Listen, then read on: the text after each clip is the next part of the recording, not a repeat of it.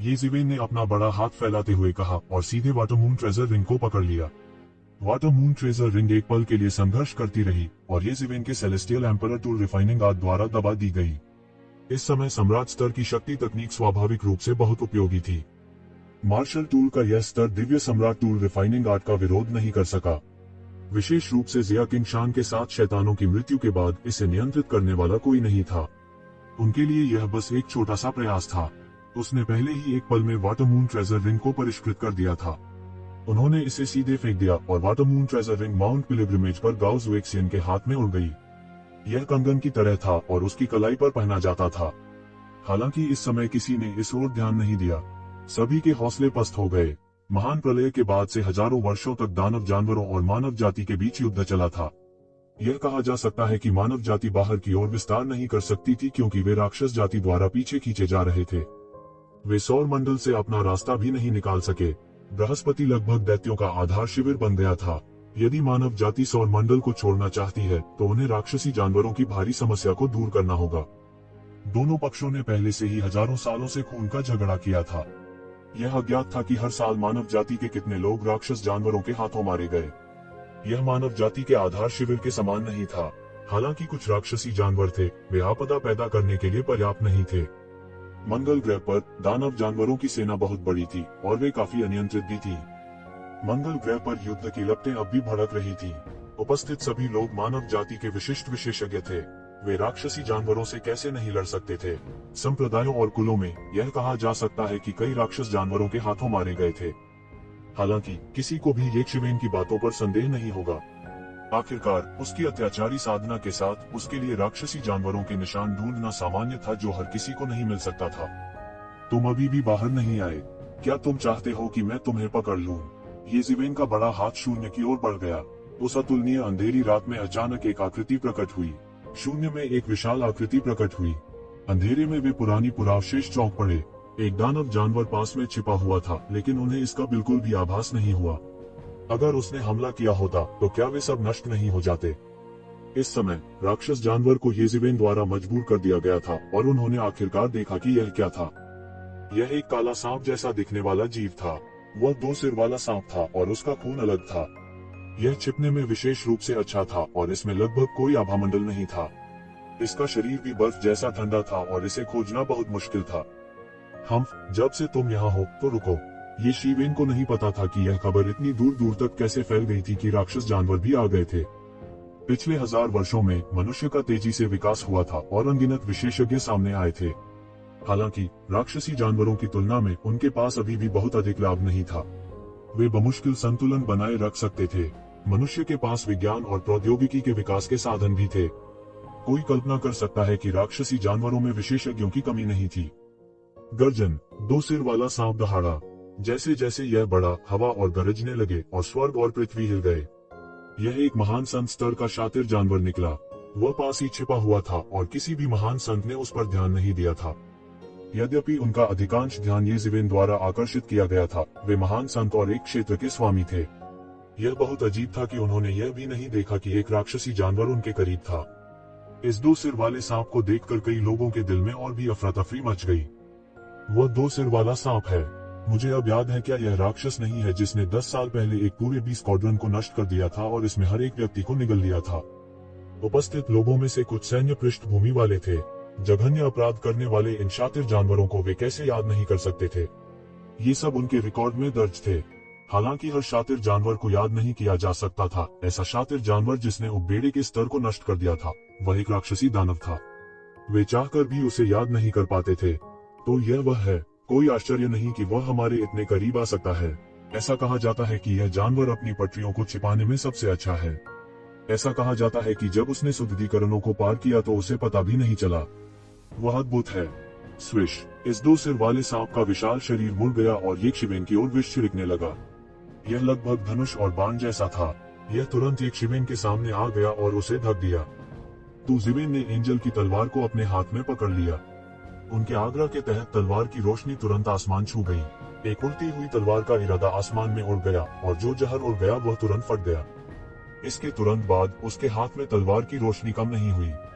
इसके विपरीत एक विशाल तलवार का जाल एक पल में आपस में जुड़ गया और यह सीधे 2 सिर वाले सांप की ओर बढ़ा। इसने 2 सिर वाले सांप के एक सिर को हवा में उड़ा दिया। देवदूत की तलवार की रोशनी से बने भयानक तलवार के जाल ने तुरंत अंतरिक्ष को चकनाचूर कर दिया और सीधे एक विशाल सिर को दबा दिया। पफ, खून के छींटे, यह बड़ा सांप पलट गया और चिल्लाया। इसका पूरा सिर हवा में उड़ा दिया गया था। ये एक शिवेन की तलवार की रोशनी को बिल्कुल भी नहीं रोक सका।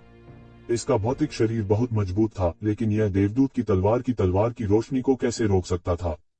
यह एक मार्शल यंत्र था जिसे सम्राट द्वारा बलि के रूप में परिष्कृत किया गया था। हालांकि उस समय उन्होंने अभी तक डीएओ हासिल नहीं किया था। यह असाधारण था और आम लोगों की कल्पना से परे था। इस 2 सिर वाले सांप का खून किसी विदेशी जानवर का लग रहा था। यह कहा जा सकता है कि इसने महान साधु क्षेत्र तक साधना की थी। अपनी सहज जादुई शक्ति के साथ इसे छिपाना बहुत आसान था। यहाँ तक अगर यह एक महान ऋषि दायरे के गुरु से मिलता है जो उससे अधिक शक्तिशाली था, तो इससे निपटना मुश्किल होगा। लेकिन दुर्भाग्य से उसका सामना येशिवेन से हुआ। टकराना, येशिवेन की तलवार की रोशनी में विशाल सांप का सिर पूरी तरह से फट गया। यह पूरी तरह से खंडित हो गया था और आसमान से गिरे खून की बारिश में बदल गया था। एक भयानक शक्ति सभी दिशाओं में फैल गई। गर्जन, यह 2 सिर वाला सांप बार बार चीखता था। आसमान में यह लगातार डोल रहा था। लुढ़कते शरीर से शून्य लगातार चकनाचूर हो रहा था। आसमान में टटोलता रहता था। इस सीन को कई बड़े शॉट्स ने देखा और 2 सिर वाले सांप के सिर को कुचलते हुए देखा। इस तरह का दृश्य चौंकाने वाला था, खासकर पहले की तुलना में। हालांकि येशिवेन ने पहले एक महान संत का सिर काटा था, फिर भी इतने बड़े दृश्य की तुलना में यह और भी चौंकाने वाला था। एक अजेय महान साधु स्तर का शातिर जानवर जो एक शक्तिशाली उपभेड़े को नष्ट कर सकता था, उसके सिर को येशिवेन ने इतनी आसानी से कुचल दिया था। देखते ही देखते सभी ठंडे पसीने में भीग गए। पिछली लड़ाइयों में से कोई भी इस तरह भयानक नहीं दिखी। 2 सिर वाला सांप आखिरकार समझ गया कि उसने शायद इस बार लोहे की प्लेट से टकराया है। यह तुरंत घूमा और दूर तक उड़ गया, लेकिन येशिवेन इसे कैसे भागने दे सकती थी। तलवार की रोशनी सीधे उड़ी और मौके पर ही गिर गई। पफ, 2 सिर वाले सांप के बचे हुए सिर को भी येशिवेन ने हवा में उड़ा दिया। विशाल शरीर सीधे मौके पर गिर गया और रिंग में येशिवेन द्वारा पकड़ा गया। एक महान ऋषि दायरे के जानवर का शरीर ऊपर से नीचे तक एक खजाना था। यह नश्वर संसार में पहले से ही एक सर्वोच्च प्राणी था। सामान्य व्यक्ति इसे एक बार भी नहीं देख सकता था। एक महान संत क्षेत्र राक्षस जानवर को मारने की तो बात ही छोड़ दें। इस बात को ध्यान में रखते हुए अंधेरे में छिपे पुराने राक्षसों ने अपनी दिव्य इंद्रियों को चारों ओर देखने के लिए फैलाया। इसके बाद ही उन्हें राहत महसूस हुई। 2 सिर वाले सांप के शरीर को रखने के बाद येशिवेन ने जोर से कहा, अगर और कुछ नहीं है तो यहाँ से निकल जाओ, मैं तुम्हें अभी नहीं देखना चाहता। अगर मैं आपको फिर से देखूं तो मुझे अशिष्टता का दोष न दे। उद्धरण चिन्ह। जैसे ही येशिवेन की आवाज गिरी, ये पुराने राक्षस जो छोड़ना चाहते थे, प्रकाश के एक समूह में बदल गए और गायब हो गए। साधारण लोग उनके निशान नहीं देख सकते थे, लेकिन येशिवेन उन्हें स्पष्ट रूप से देख सकती थी। तो येशिवेन ने ऊर्जा प्राप्त की और जमीन पर उतरे। मूल रूप से वह सत्य के दायरे से बाहर निकलने के लिए कुछ समय बंद कमरे के प्रशिक्षण में बिताना चाहता था, लेकिन इस भारी मात्रा में ऊर्जा को अवशोषित करने के बाद उसने आसानी से सत्य के दायरे में कदम रखा और उसे स्वर्गीय क्लेश का सामना करने की भी आवश्यकता नहीं पड़ी। इसके अलावा वह एक ही झटके में सत्य के दायरे के दूसरे स्तर पर पहुंच गया। अब वह दानव पंखों की सहायता के बिना अपने दम पर उड़ सकता था। वह मुख्य सीट पर लौट आया और जोर से बोला, इस बार मैं बहुत आभारी हूँ कि हर कोई मेरी मदद के लिए आया। मैं आपको भविष्य में चुकाऊंगा। वरिष्ठ, आप बहुत विनम्र हैं। हमने वास्तव में कुछ नहीं किया। हाँ, ये सब सीनियर ने खुद सुलझाए हैं। हमें शर्म आती है। ये सब है जो हमें करना चाहिए, लेकिन हमारा पिलग्रिमेज पैलेस कुछ समय के लिए बंद रहेगा। मुझे उम्मीद है कि हर कोई मेरे शब्दों को सामने ला सकता है। भविष्य में मैं पिलग्रिमेज पैलेस से जुड़ी हर चीज का जिम्मा संभालूंगा। अगर कोई शिकायत है तो बस मुझे ढूंढो, येशिवेन ने जोर से कहा। पिलग्रिमेज पैलेस में केवल 2 या 3 बिल्ली के बच्चे बचे थे। इसे फिर से बनाना उचित नहीं था। वह अब ज़ियाओक्सियन को साथ लाना चाहता था और बाकी को कोई फर्क नहीं पड़ता था। हालांकि हर कोई इस बात को लेकर हैरान था कि पिलग्रिमेज पैलेस को बंद क्यों किया गया, लेकिन इस मामले में उनकी कोई राय नहीं थी। येशिवेन ने कई प्रसिद्ध विशेषज्ञों को हराया था। यहाँ तक वृद्ध साधु किंग जी भी उससे हार गए थे। यह समाचार इन व्यक्तिगत अभ्यासियों के साथ शीघ्र ही पूरे साधना जगत में फैल गया। यह उच्च अब के लिए विशेष रूप से सच था। यह खबर रातों रात फैल गई थी। हर कोई जानता था कि पवित्र महल ने एक हास्यास्पद शक्तिशाली पूर्वज पैदा किया था। हालांकि कई लोगों को कुछ शंकाएं थीं। गाओ चेंगे, जो हमेशा स्व सिखाया गया था, के पास ऐसा गुरु कब था? उन्होंने इसके बारे में पहले कभी नहीं सुना था। खबर ही नहीं थी। हालांकि ये जिवेन की अत्याचारी ताकत को नकली नहीं बनाया जा सकता था। भले ही यह एक साधारण महान संत थे, वे बिना किसी अपवाद के उन्हें आसानी से मार सकते थे। कई लोग अचानक घबरा गए। इससे कोई फर्क नहीं पड़ता था कि मास्टर के रूप में ये जिवेन की पहचान असली थी या नकली। हालांकि उसे अभी भी एक अधिनियम रखना था। इतना ही नहीं, उन्होंने इससे पहले भी ऐसा कड़ा बयान जारी किया था। वह उनसे एक एक करके हिसाब बराबर करना चाहता था। इसने कई बड़े शॉट्स बनाए। जिनके पास दोषी विवेक था वे अचानक घबरा गए। अगर येशिवेन ने इतनी कठोर घोषणा नहीं की होती तो उन्हें शायद अच्छा लगता। हालांकि येशिवेन के शब्द सख्त से सख्त होते जा रहे थे। उनका इस मामले को शांति से निपटाने का कोई इरादा नहीं था। इससे कई बड़े शॉट और भी भयावह हो गए। वे नहीं जानते थे कि यह बूढ़ा राक्षस कहां से आया। वह बहुत मजबूत था, चाहे वह गाओ चेंगे के गुरु हो या नहीं। उन्होंने उन्हें बेचैन कर दिया। यदि इस व्यक्ति से निपटना आसान होता तो उसे बहुत पहले मिटा दिया गया होता। हालांकि हर कोई पहले से ही जानता था कि इस व्यक्ति से निपटना आसान नहीं था। साधारण महापुरुष उनके विरोधी नहीं थे। ऐसा लग रहा था कि वह गिरे होने से नहीं डरता। इससे यह शख्स और भी परेशान नजर आ रहा था। कोई नहीं जानता था कि यह व्यक्ति शत्रु है या मित्र, लेकिन एक ही बात पता चलती थी कि इस व्यक्ति का बल असाधारण था। शायद वो वास्तव में गाओ चेंगे के गुरु थे। 10 दिन बाद पृथ्वी पर फूजो बेस सिटी के बाहर एक पहाड़ी सड़क पर आरामदायक कपड़ों में एक युवक धीरे धीरे चला। उसके बगल में एक छोटी सी बच्ची थी जो अभी कुछ ही साल की थी। वह स्मार्ट और प्यारी लग रही थी। हालांकि युवक का कद काफी बड़ा था, फिर भी यह स्मार्ट छोटी लड़की पूरी तरह से चल सकती थी। उसका चेहरा लाल नहीं था और उसकी सांस फूली नहीं समा रही थी। जियो जियान, अब आप कैसा महसूस कर रहे हैं? युवक बस आगे बढ़ा और बिना पीछे देखे पूछा। ये दो लोग ये जिवेन और जियो जियान थे। Grand master, Phoenix regeneration arcane fruit का चमत्कारी प्रभाव है। मैं धीरे धीरे अपनी चोट को स्थिर करने में सक्षम हो गया हूँ। मुझे विश्वास है कि मेरी खेती की प्रगति के साथ रोग की मूल जड़ पूरी तरह से समाप्त हो जाएगी। जियो जियान ने अस्वाभाविक रूप से कहा। वह अच्छी तरह से व्यवहार करती थी और उसकी कोई विशेष विशेषता नहीं थी। हालांकि जब उसने अपने बचकाने छोटे चेहरे से कहा तो वह असाधारण रूप से प्यारी लग रही थी। ठीक होने के 10 दिनों से अधिक समय के बाद जियो जियान को ये जिवेन की फीनिक्स रीजनरेशन की शिक्षा के साथ मिलकर वह इस समय अपनी चोट को खुद से स्थिर करने में सक्षम थी। येशिवेन ने उसका दोबारा इलाज नहीं किया। उसने उसे धीरे धीरे अपने आप ठीक होने दिया। फीनिक्स रिजनरेशन आर्केन फ्रूट की समझ को गहरा करने पर इसका अथाह प्रभाव पड़ा। इस अनुभव का उसकी भावी साधना पर भी अथाह प्रभाव पड़ेगा। हालांकि ये जिवेन लिटिल जियान की प्रतिभा से थोड़ा हैरान थी। यह ऐसा था जैसे उसने अतीत में जियोया की परछाई देखी हो। लिटिल जियान जियोया से भी बेहतर था। उसने कुछ दिन पहले ही फीनिक्स रीजनरेशन तकनीक को छोड़ दिया था और लिटिल जियान पहले से ही इसका उपयोग करने में सक्षम था। ऐसा टैलेंट वाकई काफी चौंकाने वाला था। हालांकि वह यह भी जानता था कि प्रतिभा एक चीज है। यदि उसका ठीक से पोषण न किया गया होता तो ऐसी अद्भुत प्रतिभा भी व्यर्थ चली जाती। उसे पृथ्वी पर वापस आए हुए अधिक समय नहीं हुआ था और आखिरकार उसे अपने परिवार के बारे में खबर मिली। हजारों साल बीत चुके थे और दुनिया बदल चुकी थी। पहाड़ों और समुद्रों को स्थानांतरित कर दिया गया था। यह हजारों साल पहले से बिल्कुल अलग था। यहाँ तक कि जिवेन का परिवार भी अपने पिछले जन्म में विस्तारित आधार शहर द्वारा कब्जा कर लिया गया था। हालांकि उन्होंने खोज करना नहीं छोड़ा। इसके बजाय उसने बहुत पैसा खर्च किया और लोगों को गुप्त रूप से खोजने के लिए भेजा। आधुनिक दुनिया की तकनीक इतनी उन्नत थी कि किसी व्यक्ति को ढूंढना मुश्किल नहीं था। हालांकि हजारों साल पहले के व्यक्ति को ढूंढना आसान नहीं था। येशिवेन ने यहाँ तक किया कि उसे ढूंढ पाना असंभव हो सकता है। जब तक मुख्य निकाय व्यक्तिगत रूप से अवतरित नहीं होता और गणना करने के लिए एक महान दिव्य क्षमता का उपयोग नहीं करता, तब तक उन्हें खोजना असंभव होगा। यह भी संभव था कि वे सब उस भीषण आपदा में मारे गए हों। और अब अंत में खबर आई थी। क्विंगयुन माउंटेन का झांग परिवार बड़ी आपदा में बढ़ गया था। उत्कृष्ट आंकड़े हर पीढ़ी में प्रकट हुए थे। वर्तमान झांग परिवार के झांग ली लंबे समय से राक्षसी जानवरों के खिलाफ अग्रिम पंक्ति में थे। उन्होंने उत्कृष्ट सैन्य उपलब्धियां हासिल की थी। बाद में वह देश के सबसे शक्तिशाली लोगों में से एक बन गया।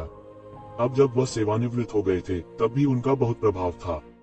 हजारों साल पहले झांग परिवार एक साधारण परिवार था। हालांकि हजारों साल बाद यह एक समृद्ध और शक्तिशाली परिवार बन गया था। कोई आश्चर्य नहीं कि येशिवेन को कुछ नहीं मिला। यह पता चला कि झांग परिवार को भी महत्वपूर्ण गोपनीय जानकारी में शामिल किया गया था। झांग जियान के बड़े भाई झांग रुई, झांग परिवार के पहले पूर्वज, रहस्यमय तरीके से गायब हो गए थे और फिर कभी दिखाई नहीं दिए। यह उनके पिछले जीवन का नाम था और जो जानकारी दी गई थी उसके समाप्त होने से पहले केवल यही एक वाक्य लिखा गया था। यह सब झांग कबीले की वर्तमान स्थिति के कारण था। अन्यथा यदि यह एक सामान्य व्यक्ति होता तो किसी की जानकारी को 1000 वर्षों से अधिक समय तक संग्रहित नहीं किया जा सकता था। हालांकि वह नाम केवल इसलिए दर्ज किया गया था क्योंकि यह झांग जियान से संबंधित था। झांग रुई, इतना दूर का नाम। ये शिवेन को लगा जैसे यह अनगिनत साल पहले हुआ हो।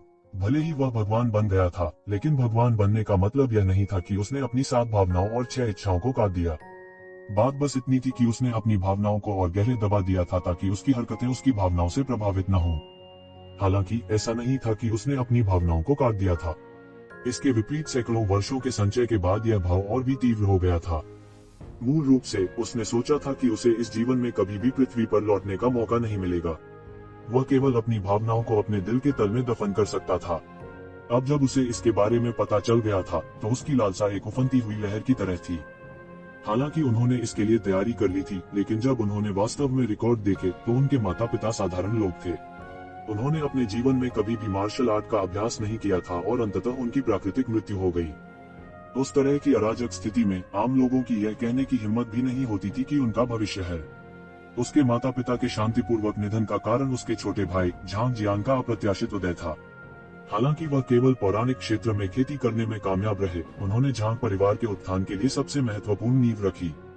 उसके बाद झांग परिवार ने कई स्वामी पैदा किए और धीरे धीरे चीन के कुछ बड़े परिवारों में से एक बन गया। दुनिया वास्तव में अप्रत्याशित थी। झांग जियान के छोटे भाई झांग जियान केवल 700 से अधिक वर्षों तक जीवित रहे थे। कई वर्षों के युद्ध के पीछे छिपी हुई चोटों के कारण उनकी मृत्यु हो गई थी। वह 1000 साल की पौराणिक दायरे की सीमा तक नहीं रह पाए थे। हालांकि यह भी सामान्य था। आखिरकार एक योद्धा की खेती प्राकृतिक व्यवस्था की अवहेलना थी। कई लोगों को खेती करने के लिए अपनी क्षमता को बढ़ाने के लिए अपना जीवन जलाना पड़ा।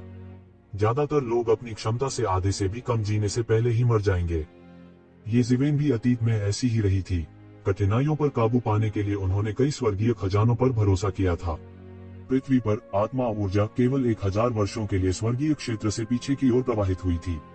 इसलिए स्वर्गीय खजाने के बढ़ने के लिए पर्याप्त समय नहीं था। यह प्राचीन काल और जैन वू के विपरीत था, जहां स्वर्गीय खजाने हजारों साल पुराने थे या यहां तक हजारों साल पुराने थे। उनकी नींव अभी भी बहुत खराब थी। झांग परिवार के वर्तमान प्रमुख झांग ली झांग जियान के सबसे बड़े बेटे थे।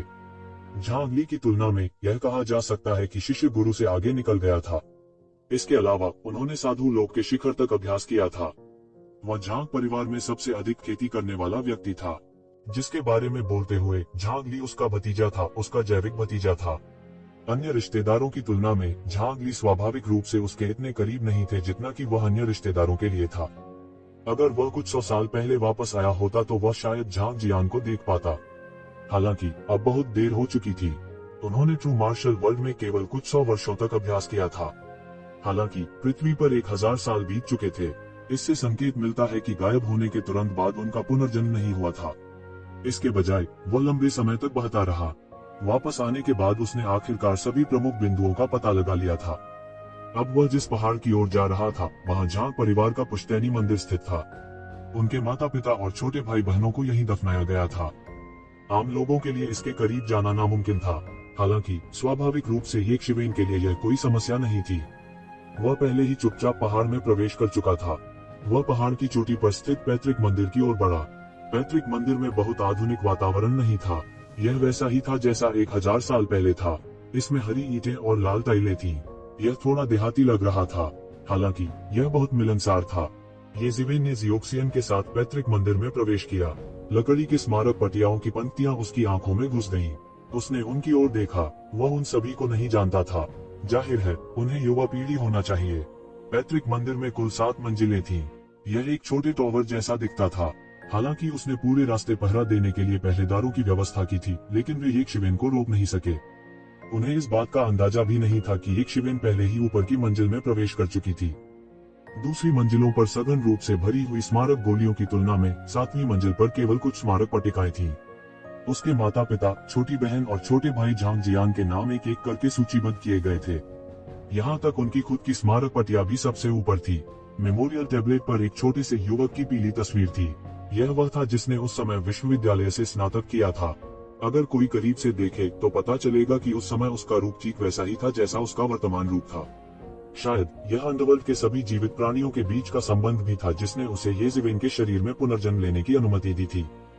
ये जाने पहचाने नाम, जिन नामों को उसने सैकड़ों वर्षों से दबा रखा था, अचानक उसके सामने प्रकट हो गए, जिससे उसके मन में मिश्रित भावनाएं पैदा हो गईं। अतीत के हृदय स्पर्शी दृश्य भी उसकी आंखों के सामने प्रकट हो गए। वह वहीं खड़ा रहा, जैसे कि उस पर भूत सवार हो। उन्होंने अपने प्रियजनों की स्मारक पट्टिकाओं को निश्चल देखा।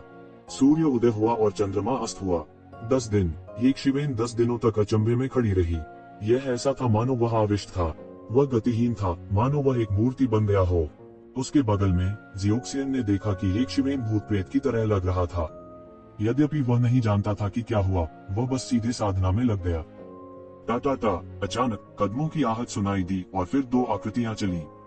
उनमें से एक बूढ़ा आदमी था, लेकिन उसकी चाल अजगर या बाघ की तरह राजसी थी और उसके हर कदम से शक्ति का एहसास होता था। उसके बगल में एक अधेड़ उम्र का व्यक्ति, विद्वान दिखने वाला, और एक जोड़ी चश्मा था। वे पूरी तरह हक्का बक्का रह गए। उन्होंने कभी नहीं सोचा था कि कोई बाहरी व्यक्ति होगा जो भारी पहरे के बीच से होकर यहाँ तक। आप कौन हैं? सुंदर अधेड़ उम्र का आदमी अचानक बाहर कूद गया। उनके शरीर से तत्काल एक भयंकर आभा फूट पड़ी। उसके पास अब लालित्य का लेशमात्र भी अंश नहीं था। पौराणिक क्षेत्र में उनकी खेती अप्रत्याशित रूप से भी हुई थी। हालांकि सामने वाले ने सिर्फ पीठ दिखाए। वह हिलने डुलने के जरा भी इरादे के बिना अचंभे में वहीं खड़ा रहा। सुरुचिपूर्ण अधेड़ उम्र के व्यक्ति ने अपने बगल में बैठे बूढ़े व्यक्ति को देखा। एक ही पल में उसने अपना हाथ बढ़ाया और येज़ेबेल के कंधे को ड्रैगन के पंजे से पकड़ लिया। बूम! अचानक उसने महसूस किया कि उस आदमी के शरीर से एक भव्य आभा फूट रही है। इसने स्वचालित रूप से एक सुरक्षा कवच बनाया और उसे दूर कर दिया। सुरुचिपूर्ण अधेड़ उम्र के आदमी को सीधे उड़ते हुए भेजा गया। बूढ़े आदमी का रंग अचानक बदल गया। उसकी आंखें अचानक चमक उठी और वह जोर से चिल्लाया, तुम कौन हो? सुरुचिपूर्ण अधेड़ उम्र का आदमी बीच हवा में उल्टा उड़ गया और फिर रक्षात्मक मुद्रा ग्रहण करते हुए बूढ़े व्यक्ति के सामने उतरा। हालांकि उसके सामने का आदमी अभी भी गतिहीन था, जैसे कि उसे कुछ भी महसूस नहीं हुआ हो। घबराओ मत, मास्टर का कोई दुर्भावनापूर्ण इरादा नहीं है। इस समय शाओसिंग अचानक अपने अभ्यास से जाग गया और औपचारिक तरीके से कहा। इस समय दोनों ने आखिरकार जियोक्सियन के अस्तित्व पर ध्यान दिया, लेकिन उनका ध्यान येज़ेबेल की अचानक उपस्थिति से आकर्षित हुआ। उनके बगल में कोने में जियोक्सियन के अस्तित्व पर कौन ध्यान देगा? आप कौन हैं? सुरुचिपूर्ण अधेड़ आदमी चिल्लाया और किसी भी समय हमला करने के लिए तैयार था। हालांकि जियोक्सियन का सामना करते समय उन्होंने अभी भी बहुत आराम किया। इस समय जियोक्सियन की खेती केवल हाउतन क्षेत्र में थी। उनके बीच का अंतर बहुत बड़ा था। यह बूढ़ा आदमी झांग ली है। क्या मैं जान सकता हूँ कि महामहिम कौन है और आप मेरे झांग परिवार के पुश्तैनी मंदिर में क्यों आए हैं? बूढ़े आदमी ने पूछा। उसकी आंखें यक्षवेन की पीठ को घूर रही थीं। झांग ली। इस नाम को सुनकर यक्षवेन की पीठ आखिरकार हिल गई और वह घूम गया। झांग ली की आंखों में एक अत्यधिक युवा चेहरा अंकित था। हालांकि जब उसने अपनी आंखें देखी तो वे धूसर और बेजान थी, जैसे कि उन्होंने 1000 या 10,000 साल का अनुभव किया हो। वे बिना किसी उतार चढ़ाव के ठहरे हुए पानी के तालाब की तरह थे। इन 10 दिनों में येज़ेबेल पूरी तरह से एक मृत सन्नाटे में डूब गई थी। हालांकि वह तैयार था। जब उसने वास्तव में अपने माता पिता और रिश्तेदारों की स्मारक पट्टियां देखी, तब भी वह खुद को निकालने में असमर्थ था और दुनिया ढह गई। जब झांग ली को देखा तो उसकी आंखों में हल्का सा उतार चढ़ाव था और उसने कहा, आप झांग परिवार के वर्तमान गुरु झांग ली हैं। झांग ली और सुरुचिपूर्ण अधेड़ उम्र का आदमी अचानक चौंक गया। निश्चित रूप से येज़ेबेल उनके लिए आई थी। बाहर से झांग परिवार का पुश्तैनी मंदिर कुछ खास नहीं लग रहा था, लेकिन पूरा पहाड़ वास्तव में कड़ी सुरक्षा और सावधानियों के बीच था। आमतौर पर बहुत कड़ी सुरक्षा नहीं होती। आखिरकार यह सिर्फ एक पुश्तैनी मंदिर था। यह कहा जा सकता है कि यह महत्वपूर्ण था, लेकिन यह भी कहा जा सकता था कि यह महत्वपूर्ण नहीं था। यहाँ तक अगर यह नष्ट हो गया तो भी यह झांग परिवार की नींव को नुकसान नहीं पहुँचाएगा। लेकिन साथ ही यह झांग परिवार का आध्यात्मिक भरण पोषण भी था, इसलिए वे सामान्य दिनों में अधिक कड़ी सुरक्षा की व्यवस्था करते थे। सामान्य लोगों या साधारण शैतानी जानवरों के लिए प्रवेश करना असंभव था। हालांकि 1 महीने पहले उन्होंने गुप्त रूप से आदेश दिया था कि वह पूर्वजों की पूजा करने के लिए वापस आएंगे। हालांकि उसने शहर में उच्च पदस्थ अधिकारियों को सचेत नहीं किया।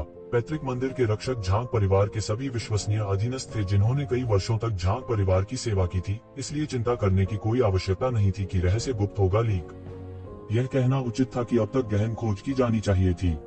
तो कोई व्यक्ति कैसे घुस सकता है? यहाँ तक उनके जैसा एक उच्च स्तरीय ऋषि विशेषज्ञ भी इस व्यक्ति की खोज नहीं कर पाया था। अब हुआक्सिया के सभी उच्च पदस्थ अधिकारी शक्तिशाली कृषक थे। उनकी हत्या उतनी आसानी से नहीं की जा सकती जितनी पहले की जाती थी। वे सब कुछ जानते थे जो 100 मील के भीतर हुआ था। हालांकि उसने अपने सामने वाले व्यक्ति को नोटिस नहीं किया। वह कैसे सतर्क नहीं हो सकता था। हादसे में सबसे प्रभावशाली बड़े शॉट्स में से एक के रूप में बहुत सारे लोग थे जो उससे निपटना चाहते थे, इसलिए उसे सावधान रहना पड़ा। यह सही है, मैं झांग ली हूँ, झांग ली ने बड़े ध्यान से कहा। ये शिवेन ने अपने पुराने भतीजे को देखा और उसके दिल में और भी दर्द महसूस हुआ। हजारों साल बीत चुके थे और सब कुछ बदल चुका था। झांग ली ने ये जिवेन के चेहरे को देखा और महसूस किया कि यह बहुत परिचित था। ऐसा लग रहा था जैसे उसने इसे पहले कहीं देखा हो। अचानक उसकी नजर अपने चाचा के स्मारक पटिया पर पड़ी। मेमोरियल टेबलेट पर शानदार मुस्कान वाला युवक ठीक वैसा ही था जैसा उसके सामने वाला व्यक्ति था। उसकी अभिव्यक्ति अचानक से ठंडी हो गई और उसकी आंखों में जानलेवा इरादे फूट पड़े। वह गुस्से से चिल्लाया, महामहिम, इससे आपका क्या मतलब है? तुमने मेरे झांग परिवार के पुश्तैनी तीर्थ में प्रवेश किया है और यहाँ तक मेरे चाचा का अपमान करना चाहते हो। आप क्यों कहते हो कि? ये जिवेन की आंखें धीरे धीरे सामान्य हो गईं और उसने पूछा, क्या तुम स्पष्ट नहीं पूछ रहे हो? तुमने मेरे चाचा के रूप में खुद को क्यों प्रदर्शन किया? झांग ली चिल्लाया। हालांकि उन्होंने अपने चाचा को कभी अपनी आंखों से नहीं देखा था, लेकिन जब उनके पिता जीवित थे तो वे अक्सर इस बात की चर्चा करते थे। बाद में उन्होंने कई वर्षों तक लोगों को अपने चाचा की खोज करने के लिए भेजा, लेकिन वे अंत में उनका ठिकाना नहीं खोज सके, इसलिए वह केवल हार मान सकते थे। झांग परिवार की युवा पीढ़ी इस मामले को लेकर बहुत स्पष्ट नहीं हो सकती है। आखिरकार ये जिवेन उनके सामने कभी नहीं आया था और उन्होंने उसके साथ कोई बातचीत नहीं की थी। यह बहुत समय पहले के पूर्वजों के समान ही था। यादगार पटियाओं के अलावा उनके बीच जरा भी बातचीत नहीं होगी। हालांकि झांग ली इस मामले को लेकर बहुत स्पष्ट थे, क्योंकि वह लंबे समय से लोगों को ये जिवेन के ठिकाने की खोज के लिए भेजने के लिए जिम्मेदार थे। इसलिए जब उसने पहली बार उसे देखा तो उसे लगा कि ये शिवेन बहुत परिचित है। भले ही सैकड़ों साल बीत गए हो, फिर भी उनकी गहरी छाप थी। ये जिवेन मुस्कुराई और एक फीकी मुस्कान के साथ कहा, तुम्हें कैसे पता चला कि मैं अपना वेश बदल रही हूँ? क्या मैं जन्म से ही ऐसा नहीं देख सकती? आप भी एक संत क्षेत्र के साधक हैं, क्या आप एक नजर में वेश के माध्यम से नहीं देख सकते हैं? उद्धरण चिन्ह। झांग ली अवाक था। यही उनकी सबसे बड़ी शंका थी। इस दुनिया में विज्ञान और मार्शल आर्ट दोनों का समान महत्व था। युद्ध कला का भेष हो या विज्ञान की प्लास्टिक सर्जरी, उसकी दिव्य चेतना से छिपना असंभव था। वह इसे एक नजर में देख सकता था। हालांकि जब उन्होंने अपने सामने वाले व्यक्ति को देखा तो उन्हें जरा भी दोष नजर नहीं आया। ऐसा लग रहा था जैसे वह इस रूप के साथ पैदा हुआ हो। हम तो क्या हुआ अगर आप सहज रूप से ऐसे दिखते हैं? आपको कौन चला रहा है? यह मत सोचिए कि आप मेरे चाचा के रूप में सिर्फ इसलिए वेश बदल सकते हैं क्योंकि आप उनके जैसे दिखते हैं। झांग ली ने तुरंत कहा, 1000 वर्ष से भी अधिक समय बीत चुका था। भले ही उनके चाचा जीवित हों, उनके लिए एक युवा व्यक्ति की तरह दिखना असंभव था। यह उनकी सबसे बड़ी खामी थी। उसने पहले ही तय कर लिया था कि एक शिवेन उसे ठगने और धोखा देने आया था। यहाँ तक उसने अपने मृतक चाचा को ठगने और धोखा देने के लिए भी इस्तेमाल किया था। झांग ली के दिल में बेहद गुस्सा था। वह इस व्यक्ति को उग्र होने की अनुमति नहीं दे सकता था। चाचा को लापता हुए 1000 साल हो गए। वो जिंदा कैसे हो सकते हैं? जिंदा भी होंगे तो ऐसे नहीं दिखेंगे। ये आपकी सबसे बड़ी कमी है। क्या मुझे खुद को छिपाने की जरूरत है? ये जिवेन ने मुस्कुराते हुए कहा, मैं कम उम्र में घर क्यों नहीं छोड़ सकता और कई वर्षों तक खेती कर सकता हूँ, तो मैं इस उपस्थिति को बनाए रख सकता हूँ। यद्यपि खेती लोगों को जवान बनाए रख सकती है, मैंने ऐसे लोगों के बारे में कभी नहीं सुना है जो इतने युवा रह सकते हैं। वे 1000 साल पहले की तुलना में भी छोटे हैं। झांग ली ने दृढ़ और निर्णायक रूप से कहा, धरती पर खेती के कठोर वातावरण के कारण बहुत से लोग अपने जीवन काल के अंत तक जीवित भी नहीं रह सके। तो उसे विश्वास ही नहीं हुआ। ऐसा लगता है कि पृथ्वी के वातावरण ने आपकी दृष्टि को सीमित कर दिया है। ये जिवेन ने आह भरी और कहा, मैं हूं करने की कोई जरूरत नहीं है और कोई जरूरत नहीं है। मैं झांग परिवार से कुछ नहीं लेना चाहता। बात सिर्फ इतनी है कि 1000 साल बाद सब कुछ बदल गया है। हालांकि इस बार जब मैं वापस आया तो मैंने आपके पिता को नहीं देखा, लेकिन मुझे पता है कि झांग परिवार ठीक है, इसलिए मुझे राहत मिली है। जब मैं गायब हुआ तब तुम पैदा भी नहीं हुए थे। आपके लिए इस तरह के संदेह करना उचित है। ये जिवेन को सबसे बड़ा अफसोस इस बात का था कि उसने अपने माता पिता को संतान नहीं दी। समय उल्टा नहीं हो सकता था और उसके माता पिता युद्ध में नहीं मरे थे। इसके बजाय उन्होंने अपने शेष वर्ष अपने छोटे भाई की देखरेख में बिताए। उनके दिल में बस यही सुकून था। हालांकि यह उसके दिल की गांठ को नहीं खोल सका, लेकिन यह उसके अपराध बोध को कम करने के लिए काफी था। झांग ली ने ये जिवेन की आंखों में संदेह भरी निगाहों से देखा। ये शिवेन ने जो कुछ भी कहा, यह मामला अजीब लग रहा था।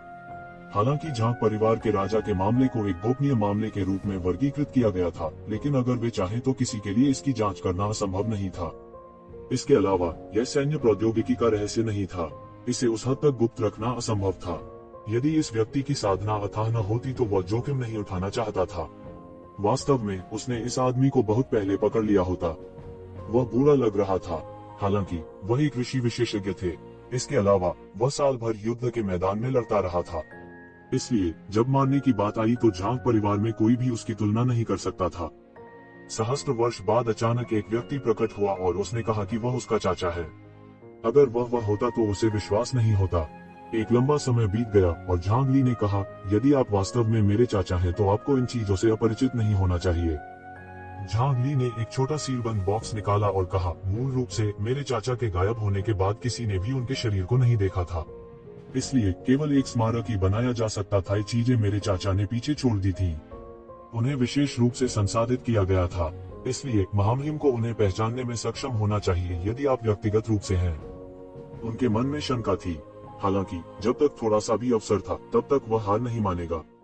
ये चीजें अतीत में एक शिवेन द्वारा पीछे छोड़ दी गई थी। उनकी तस्वीरों को देखकर उनके लुक का अंदाजा लगाया जा सकता था, इसलिए इसे परम रहस्य नहीं माना जा सकता था। हालांकि ये चीजें कभी किसी को दिखाई नहीं गई थीं, ऐसे में उनके बारे में किसी को पता नहीं चलेगा जब तक कि वह खुद झांग लुई नहीं थे। छोटे से डिब्बे को खोलते हुए एक परिचित अनुभूति अनायास उठी। थोड़ी पीली डायरी, कुछ गेम डिस्क और एक फोन था जो शायद बहुत समय पहले इस्तेमाल नहीं किया जा सकता था। छोटे से डिब्बे में वह सब कुछ था। ये जिवेन की आंखें कुछ नम थीं। इस डिब्बे में ये छोटी छोटी चीजें नहीं बल्कि उसका पिछला जीवन दबा था। यह मेरी डायरी है। अगर मुझे ठीक से याद है तो अंतिम प्रविष्टि 5 जुलाई को होनी चाहिए। हे, मुझे डायरी रखने की आदत नहीं है। मैं 3 दिनों से सुस्त हूँ और 2 दिनों से नेट सुखा रहा हूँ। 10 साल बाद भी मैं केवल इस डायरी को लिख पाया हूँ। ये जिवेन ने अपना सिर हिलाया और मुस्कुराते हुए कहा, यह बहुत लंबा हो गया था, इतना लंबा कि यह उसके पिछले जीवन की बात लग रही थी। नहीं, यह उसके पिछले जन्म की बात थी। ऐसा लग रहा था जैसे ये शिवेन के दिल में कुछ टूट गया हो। मूल रूप से आखिरी कदम जिसने उसे भगवान बनने से रोका था उसके रास्ते को रोकने वाली दीवार की तरह था, लेकिन अब उस दीवार में दरार आ गई थी। स्वाभाविक रूप से उनके मन में बहुत प्रसन्नता थी। उसने यह उम्मीद नहीं की थी कि कई वर्षों तक कोई प्रगति नहीं होने के बाद वह वास्तव में अतीत के कुछ अवशेषों को देखकर प्रगति करेगा। यह बस एक सुखद आश्चर्य था। यह वह सीडी है जिसे मैंने जादुई जानवरों से लड़ते समय पीछे छोड़ दिया था। यह मेरे कपड़े हैं, एक के बाद एक, ये जिवेन बिना थके बोल रही थी। यह बिल्कुल वैसा ही था जैसा झांग ली जानता था। वह कुछ चौंका, क्या यह वास्तव में उनके चाचा थे? इन चीजों को कभी भी जनता के लिए नहीं खोला गया था। यहाँ तक उनके बेटे को भी इसकी जानकारी नहीं थी। बाहरी लोगों की तो बात ही छोड़िए। तब केवल एक ही संभावना थी और वह यह थी कि वह वास्तव में उसके चाचा थे। मूल रूप से उस समय ये जिवेन का गायब होना बहुत अजीब था। समय की प्रगति के साथ मार्शल आर्ट अधिक से अधिक प्रसिद्ध हो गया था। अगर ये शिवेन उस समय बिजलीघर से मार्शल आर्ट सीखने जाती थी तो सब कुछ समझ में आता था, जिसमें यह भी शामिल था कि वे उसे कितनी भी कोशिश करने के बावजूद क्यों नहीं ढूंढ पाए और ये शिवेन रहस्यमय तरीके से गायब क्यों हो गए।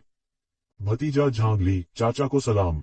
भतीजे ने चाचा को अभी पहचाना नहीं, कृपया मुझे माफ कर दो। झांग ली ने जल्दी से झुककर कहा। वह एक ऐसे व्यक्ति भी थे जो इसे आसानी से ले सकते थे। चूंकि उन्होंने पुष्टि की थी कि उनके सामने वाला व्यक्ति उनके चाचा थे, इसलिए कोई हिचकिचाहट नहीं थी। पूरा दृश्य असामान्य रूप से अजीब लग रहा था। एक बूढ़ा आदमी वास्तव में एक युवक के सामने घुटने टेककर उसे चाचा कहता था। ऐसी स्थिति काश्तकारों के बीच बहुत आम थी। ऐसे बहुत से लोग थे जिन्होंने सफल साधना की और अपनी युवावस्था को बनाए रखा। बात सिर्फ इतनी थी कि पृथ्वी के वातावरण में बहुत से लोग इसे लंबे समय तक बनाए नहीं रख सकते थे। उठना, ये जिवेन ने धीरे से कहा। मैंने आपको 1000 साल से नहीं देखा है। यह सामान्य है कि आप मुझे नहीं जानते। इसके अलावा मैंने झांग परिवार में कुछ भी योगदान नहीं दिया। झांग ली ने खड़े होकर कहा, चाचा के गायब होने के बाद पिता ने चाचा की तलाश नहीं छोड़ी, लेकिन चाचा की कोई खबर नहीं थी।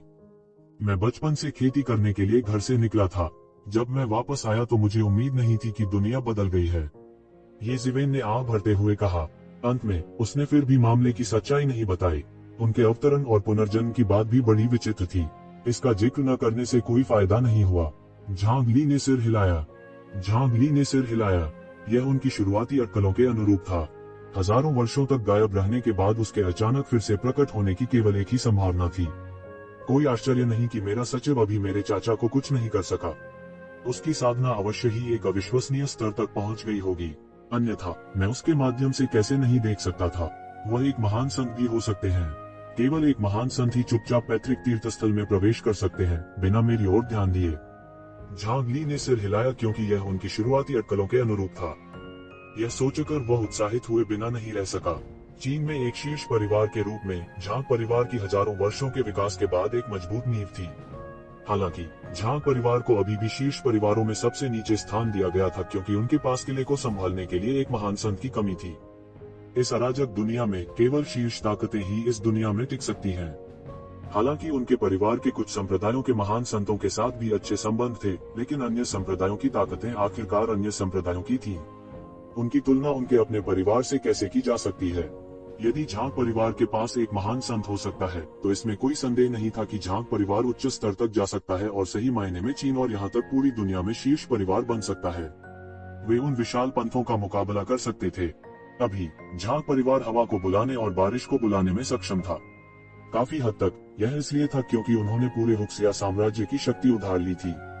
राज्य तंत्र के सामने, विशेष रूप से प्रौद्योगिकी और मेचा में महान प्रगति के साथ, जो उच्च स्तरीय मार्शल कलाकारों के लिए खतरा पैदा कर सकता है, यहाँ तक संप्रदाय भी राज्य तंत्र को चुनौती देने की हिम्मत नहीं करेंगे।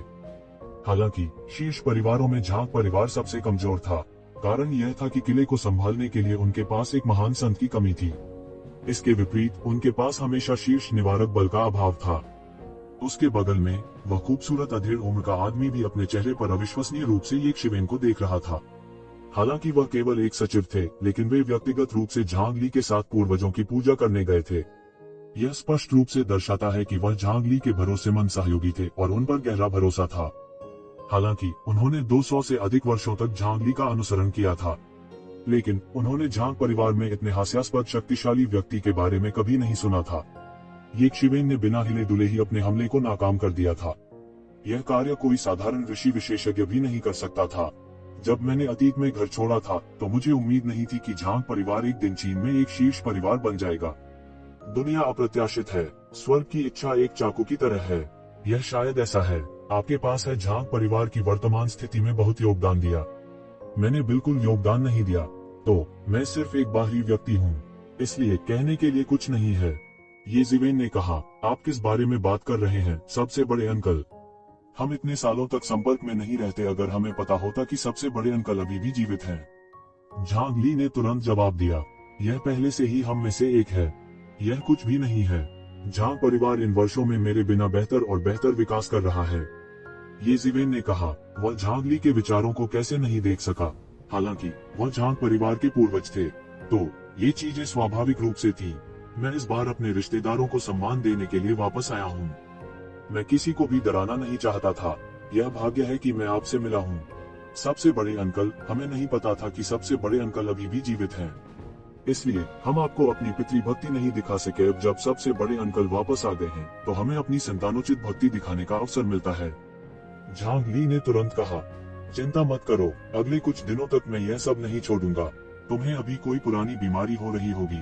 ऋषि लोक की सीमा 2000 वर्ष है और तुम 1000 साल के भी नहीं हो, तो आप पहले से ही बूढ़े हो रहे हैं।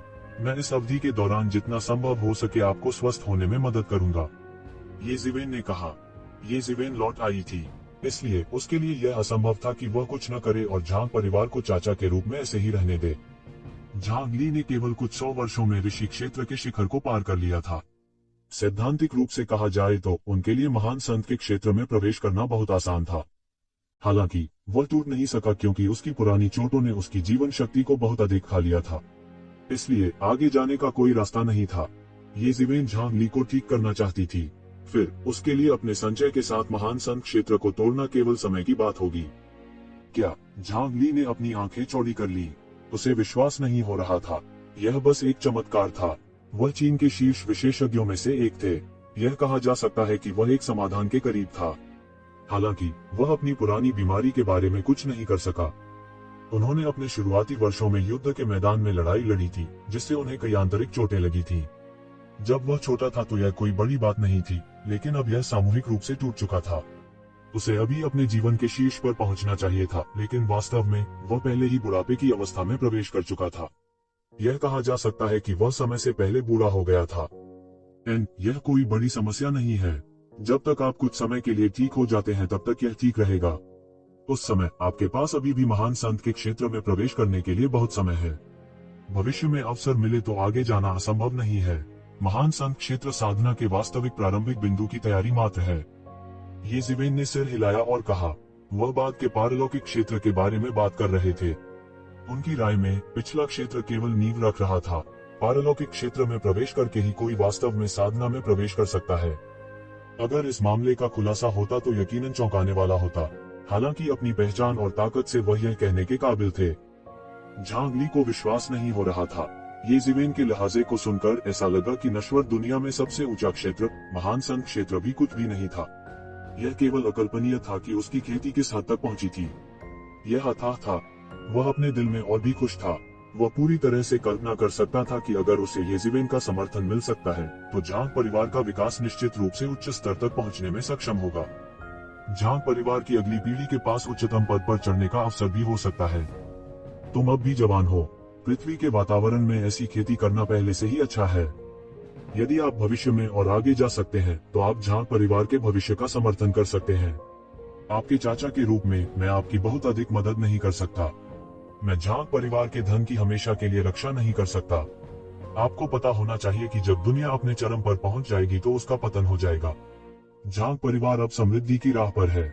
इसे कितने समय तक बनाए रखा जा सकता है यह मेरे या आपके ऊपर नहीं है, लेकिन यह इस बात पर निर्भर करता है कि भविष्य में प्रतिभाओं का निरंतर प्रवाह हो सकता है या नहीं। येजिवेन ने कहा, भले ही उसने ताओ पुष्टिकरण में प्रवेश किया हो, वह गारंटी नहीं दे सकता था कि वह 10,000 वर्षों तक एक बल की रक्षा कर सकता था। आखिरकार भले ही यह देवताओं द्वारा बनाई गई एक अमर विरासत थी, लेकिन अंत में इसका पतन या पूरी तरह से नष्ट हो जाना असामान्य नहीं था। झांग परिवार के पूर्वज के रूप में यह पहले से ही झांग परिवार के हजारों वर्षों के लिए झांग परिवार के धन की रक्षा करने में सक्षम होने के योग्य था। हर चीज का ख्याल रखना उसके लिए नामुमकिन था। शुक्रिया अंकल, झांग ली ने जल्दी से कहा। उनके शरीर की पुरानी बीमारी उन्हें कई सालों से सता रही थी। जियो जियान ने मार्शल ग्रैंड अंकल को बधाई दी। जियो शियान ने औपचारिक सलामी के साथ कहा, झांग ली येजिवेन का भतीजा था। उन्हें गाओ चेंगे का जूनियर माना जाता था। जियो जियांग के लिए वह स्वाभाविक रूप से मार्शल दादा थे। अंकल, यह है? झांग ली ने येजिवेन की ओर देखते हुए पूछा। यह एक प्रशिक्षु का वंशज है जिसे मैंने स्वीकार किया है। आपको मार्शल ग्रैंड अंकल कहने के लायक हैं, येजिवेन ने कहा। जितना अधिक झांग ली ने जियो जियांग को देखा उतना ही परिचित महसूस किया जैसे उसने उसे पहले कहीं देखा था। तुम्हें देखने की जरूरत नहीं है, उसके पूर्वज गाओ चेंगे हैं, येजिवेन ने कहा। इस समय झांग ली को आखिरकार याद आया कि यह छोटी लड़की इतनी जानी पहचानी क्यों लग रही थी। यह व्यक्ति कोई और नहीं बल्कि गाओ चेंगे का एकमात्र शेष वंशज था, गाओ शुएजियान। वह थी जिसने इस अवधि के दौरान सनसनी पैदा कर दी थी। चीन में शीर्ष बड़े शॉट्स में से एक के रूप में पिलग्रिमेज पैलेस में जो हुआ उससे अनभिज्ञ होना स्वाभाविक रूप से असंभव था। दरअसल उस वक्त वहां सेना के लोग गए थे। सब कुछ वास्तविक समय में वापस प्रेषित किया गया था, इसलिए वह इसके बारे में बहुत स्पष्ट था। चीन को भी लगा कि पिलग्रिमेज पैलेस की बची हुई रक्तरेखा बहुत तकलीफदेह है। एक और तीर्थयात्रा पैलेस ने अतीत में चीन के विकास में एक महान भूमिका निभाई। दूसरी ओर विभिन्न ताकतों को भड़काना मुश्किल था। बस इतना था कि येजिवेन और जियो शियान बाद में गायब हो गए। कोई नहीं जानता था कि वे कहां गए थे, लेकिन तीरथ पर्वत को सील कर दिया गया था। इसे येशिवेन द्वारा बिछाई गई कतार से सील कर दिया गया था। बहुत से लोग जाना चाहते थे और तलाश करना चाहते थे, लेकिन उन्हें येजिवेन की व्यूह रचना ने रोक दिया था। कई लोगों ने गुप्त रूप से सन्नी की उत्कृष्टता पर आह भरी। यह स्वर्ग और पृथ्वी के अनुरूप था। यह लगभग स्वर्ग और पृथ्वी की शक्ति द्वारा संचालित था, इसलिए इसे प्रदान करने के लिए अन्य ऊर्जा की आवश्यकता नहीं थी। हालांकि महान संत शक्तिशाली थे, फिर भी वे स्वर्ग और पृथ्वी के साथ प्रतिस्पर्धा करने से दूर थे। बात बस इतनी थी कि उसने कभी यह उम्मीद नहीं की थी कि अफवाहों में जिस व्यक्ति को हेय दृष्टि से देखा जाता है वह वास्तव में उसका चाचा है। पिछले कुछ दिनों में माउंट पिलग्रिमेज पर शक्तिशाली सीनियर ये के बारे में अफवाह पूरे मानव जगत में फैल गई थी। यहाँ तक कि राक्षसी जानवरों की दुनिया ने भी खबर फैला दी थी। येजिवेन बहुत मजबूत थी। महान संतों के एक समूह की घेराबंदी के सामने वह एक नुकसानदेह स्थिति में नहीं आया। उसने यह भी कहने का साहस किया कि वह अकेले उपस्थित सभी महान संतों को मार डालेगा। येशिवेन को एक के बाद एक कई महान संतों को मारते देखने के बाद सभी को संदेह नहीं हुआ कि क्या उसके पास बाकी महान संतों को मारने की क्षमता है। उसकी तुलना में उपस्थित अन्य लोगों की शक्ति भी बहुत दूर थी। किसी में इतना दम नहीं था कि उसका मुकाबला कर सके। ये शिवेन ने उन्हें क्यों जाने दिया, इस वजह से वे हक्का बक्का रह गए। उसने वास्तव में उन्हें भविष्य के गांव जुएक्सियान के लिए छोड़ दिया, जिससे कई लोग और भी भयभीत हो गए। लेकिन कम से कम उन्हें थोड़ी राहत मिली। जब गांव शुएजियान उस बिंदु तक बढ़ी जहां वह उन्हें धमकी दे सकती थी, यह सैकड़ों या हजारों साल बाद हो सकता है। उस समय ये बूढ़े लोग मर सकते थे। एकमात्र समस्या यह थी कि गांव शुएजियान उनके वंशजों के लिए एक गंभीर खतरा पैदा कर सकता था। हालांकि एक महान संत बनना इतना आसान नहीं था। महान संत बनना इतना आसान होता तो 1 करोड़ लोगों में एक नहीं होता। इसे दुर्लभ बताना काफी नहीं था। यह इतना सरल कैसे हो सकता है? गांव जुएक्सियन की धमकी कुछ ऐसी थी जो सैकड़ों या हजारों साल बाद होगी। वास्तव में यह 2 या 3 हजार साल बाद भी हो सकता है। हालांकि ये ज़िवेन की धमकी नजदीक थी। वह एक बूढ़ा राक्षस था जिसकी उम्र अज्ञात थी। वह एक बूढ़ा राक्षस भी था जिसकी ताकत अज्ञात थी। वह कब भड़क उठे किसी को नहीं पता था। ये सबसे डरावनी बात थी। यह एक यथार्थवादी खतरा था। अज्ञात उत्पत्ति और ताकत वाले ऐसे बूढ़े राक्षस के लिए चीनी सरकार हमेशा काफी सिरदर्द रही थी, और जो अज्ञात पहाड़ों और जंगलों में खेती करती थी। मूल रूप से इन अजीब पुराने राक्षसों को कुछ असहनीय करने से रोकने के लिए उन्हें लंबे समय तक ध्यान देने की आवश्यकता थी। ऐसी बातें बार बार हुई। कुछ पुराने राक्षस सनकी थे। जैसे ही वे पहाड़ों से बाहर आए, उन्होंने पाया कि दुनिया बहुत बदल गई है और बहुत परेशानी पैदा कर दी है।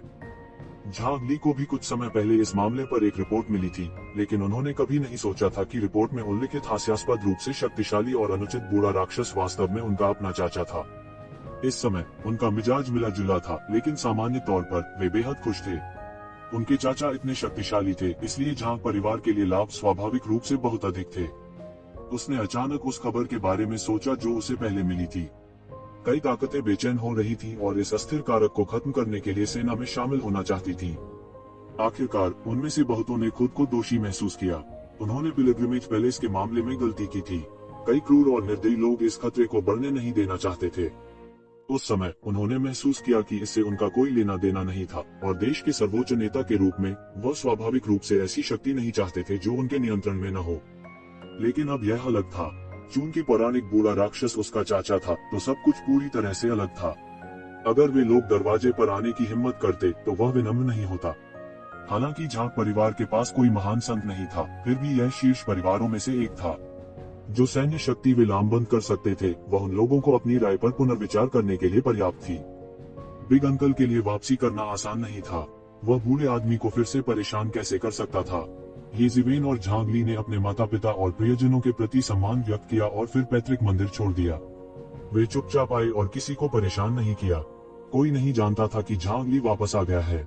इसके बजाय वह एक निजी विमान से इंपीरियल कैपिटल वापस ले गया। 1000 साल बाद यह पहली बार था जब ये ज़िवेन अपनी वापसी के बाद शाही राजधानी में आए थे। 1000 साल पहले की तुलना में कई ऊंची इमारतें थीं और यह अधिक आधुनिक थी। झांग परिवार भी इंपीरियल कैपिटल में शीर्ष परिवारों में से एक था। वे इंपीरियल कैपिटल बेस सिटी के विस्तार से पहले पुराने जिले में एक विशाल विला क्षेत्र में रहते थे। पूरे विला क्षेत्र को कड़ी सुरक्षा दी गई थी। झांग ली के नेतृत्व में उन्हें स्वाभाविक रूप से सुरक्षा जांच की परतों से गुजरने की जरूरत नहीं थी। वे स्वाभाविक रूप से झांग परिवार के विला क्षेत्र में प्रवेश कर गए। हजारों वर्षों के प्रजनन के बाद झांग परिवार ने भी कई शाखाओं को गुना किया था। हालांकि उनमें से ज्यादातर इसी विला इलाके में रहते थे, इसलिए पूरा विला क्षेत्र झांग परिवार की पैतृक भूमि बन गया था। झांग ली जिस विला में रहते थे वह इस विला क्षेत्र के सबसे केंद्रीय क्षेत्र में था। यह सबसे भारी सुरक्षा वाला क्षेत्र भी था। दरवाजे पर सिपाही भी खड़े थे। यह इन बुजुर्गों का संरक्षण था। झांग ली और अन्य लोगों ने अभी प्रवेश किया था जब लगभग 30 साल की एक खूबसूरत महिला बाहर आई और जल्दी से कहा, ससुर जी आप वापस आ गए।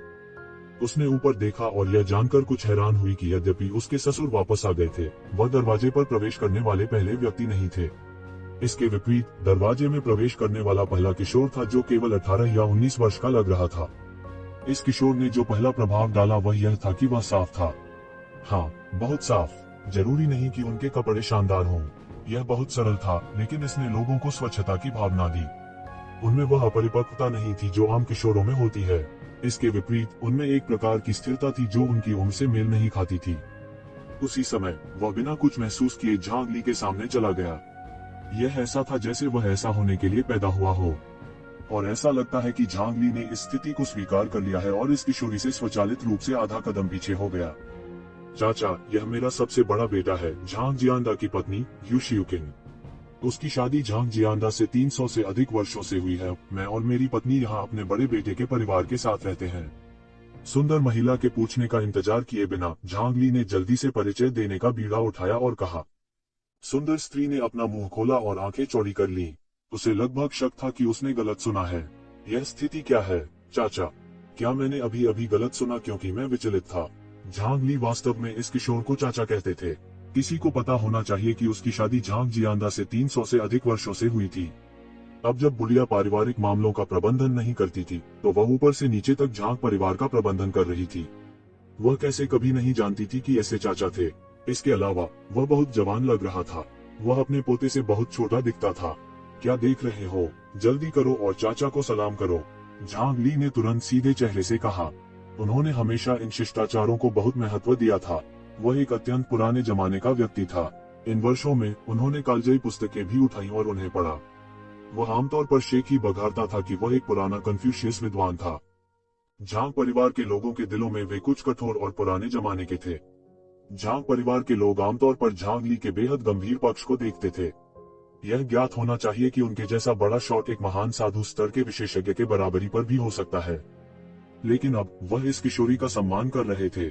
ऐसा लगता था कि अगर वह उसके प्रति अनादर कर रहा था तो उससे भी ज्यादा दुखी था। हालांकि उसने अभी तक स्थिति का पता नहीं लगाया था। वर्षों से झांग ली की संचित प्रतिष्ठा ने उसे अवचेतन रूप से सलामी दी। अभिवादन बड़े दादाजी, सुंदर अधेड़ महिला ने झट से प्रणाम किया और कहा। उसने चुपचाप अपना सिर उठाया और ये शिवेन की तरफ देखा। हालांकि उसने इसे पूरी तरह से स्वीकार कर लिया। उसे नहीं लगा कि इसमें कुछ गलत है। यहाँ तक झांग ली को भी नहीं लगा कि इसमें कुछ गलत है। ठीक है, इतना विनम्र होने की जरूरत नहीं है, ये जिवेन ने उसका समर्थन किया। सुंदर अधेड़ उम्र की महिला को अचानक लगा कि उसे एक अदम्य शक्ति द्वारा समर्थित किया जा रहा है।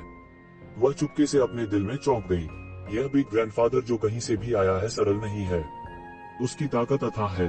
कम से कम वो मुझसे ज्यादा मजबूत है। जियुकिन, जाओ और अपने बड़े दादाजी के लिए एक कमरा तैयार करो। मुझे सबसे अच्छा चाहिए, झांग ली ने कहा। शियुकिन थोड़ा हैरान थी। वह झांग ली द्वारा बताए गए सबसे अच्छे कमरे के बारे में बहुत स्पष्ट थी। यह वह जगह थी जहां झांग जियान मूल रूप से रहते थे। हालांकि झांग जियान के निधन के बाद यह खाली हो गया था। झांग ली ने किसी को भी इसमें बाधा डालने की अनुमति नहीं दी। अब वह वास्तव में इस युवक के लिए इसे साफ करना चाहता था। बेशक साफ सफाई करना कोई समस्या नहीं थी। वास्तव में हर कमरे को हर दिन साफ जाएगा। वे किसी भी समय अंदर जा सकते थे। यह कोई बड़ी बात नहीं थी। हालांकि इसके महत्व ने उसे थोड़ा हैरान कर दिया। बड़े चाचा, वह कमरा है जहां मेरे पिता रहते हैं। आमतौर पर मेरे पिता कहते रहे हैं कि यह कितना अच्छा होगा यदि वह आपको पा सकें। अगर मेरे पिता को यह बात पता चलती तो वे बहुत खुश होते, झांग ली ने भावना के साथ कहा। ऐसा लग रहा था कि वह अब तक झांग जियान की पछतावे को देख पा रहा था। हालांकि उन्होंने उम्मीद नहीं की थी कि झांग जियान के निधन के 100 साल बाद उन्हें लंबे समय से खोए हुए अपने चाचा को खोजने का अवसर मिलेगा। जियो जियान को एक कमरे को भी साफ करने में मदद करें। वह इस अवधि के दौरान यहाँ रहेगी, ये जिवेन ने कहा। हालांकि जियो शियान छोटा था, लेकिन वह काफी परिपक्व था। उसके साथ रहना उसके लिए उपयुक्त नहीं था। ओह हाँ, मैं लापरवाह था। जियो जियान के लिए एक कमरा साफ करो, झांग ली ने कहा। हाँ दादाजी, शियुकिन ने जल्दी से कहा। ये सब तुच्छ बातें थीं। यह विला बहुत बड़ा था। दरअसल उनका परिवार कई जगहों पर नहीं रह पाता था। अधिकांश कमरे अतिथि कक्ष के रूप में खाली थे। ठीक है, फिर नौकरों को मुझे ऊपर ले जाने दो। पहले मैं आराम कर लेता हूँ। जब दिन का समय हो तो हमें बुलाने आ जाना। तुम भी थोड़ी तैयारी कर लो, हम तुम्हारा इलाज बाद में करेंगे, ये जिवेन ने कहा। वह जियो जियान को ले गया और नौकरों के पीछे तीसरी मंजिल पर गया। ये जिवेन की आकृति को गायब होते देख शियुकिन झांग ली से फुसफुसाया, दादाजी, यह बड़े दादाजी हैं। झांग ली के चेहरे पर मुस्कान थी। वह स्वाभाविक रूप से अपने बड़े अंकल से अप्रत्याशित रूप से मिलकर बहुत खुश था। इसके अलावा उनके बड़े चाचा रिपोर्ट में बेहद शक्तिशाली व्यक्ति थे। यह मेरे पिता का बड़ा भाई है, वह मेरा बड़ा चाचा है। दूसरे शब्दों में वह तुम्हारा बड़ा दादा है, झांग ली ने कहा। आप मेरे साथ जितना व्यवहार करते हैं उससे कहीं अधिक सम्मान के साथ उनके साथ व्यवहार करें। क्या आप समझे? उसे यह भी डर था कि उसकी बहू उसकी पर्याप्त सेवा नहीं करेगी और ये शिवेन को नाराज कर देगी। यह परिवार में कोई साधारण बुजुर्ग नहीं था, साथ ही वे एक अथाह महान संत गुरु भी थे। हाँ, लेकिन मैंने इतने बड़े दादाजी के बारे में कभी क्यों नहीं सुना? युक्शियुकिन की बाहें तनी थी और उसने अपने दिल में संदेह व्यक्त किया। मामा बचपन से ही एक मास्टर के साथ अभ्यास करने के लिए घर से निकल गए थे। यह सामान्य है कि आपने उसके बारे में नहीं सुना, झांग ली ने मुस्कुराते हुए कहा। युशियुकिन ने सोचा होगा कि उसके सामने जो व्यक्ति था वह उसका ससुर था, अगर यह इस तथ्य के लिए नहीं था कि वह झांग ली की आभा को सैकड़ों वर्षों से जानती थी। पिछले महीने की तुलना में आज वह अधिक मुस्कुराया। हालांकि इतने बड़े दादा बेवजह थे। इसके अलावा यह इतने कम उम्र के बड़े दादा थे। उसे अपने दिल में अजीब लगा। वह उसके पोते से भी छोटा था। यहाँ तक उनका पड़पोता भी इतना छोटा नहीं था। हालांकि जब झांग ली ने यह कहा था तब एक शिवेन की पहचान के बारे में कोई संदेह नहीं था। अब जबकि उसके सिर के ऊपर एक बुजुर्ग था, उसे और अधिक विचार करना था।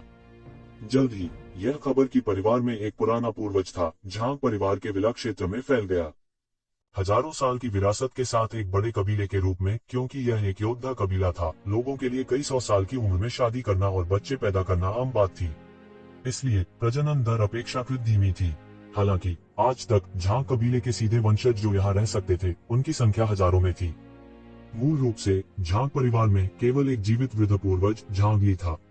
अब एक बूढ़ा पूर्वज था जो झांग ली से भी अधिक वरिष्ठ था।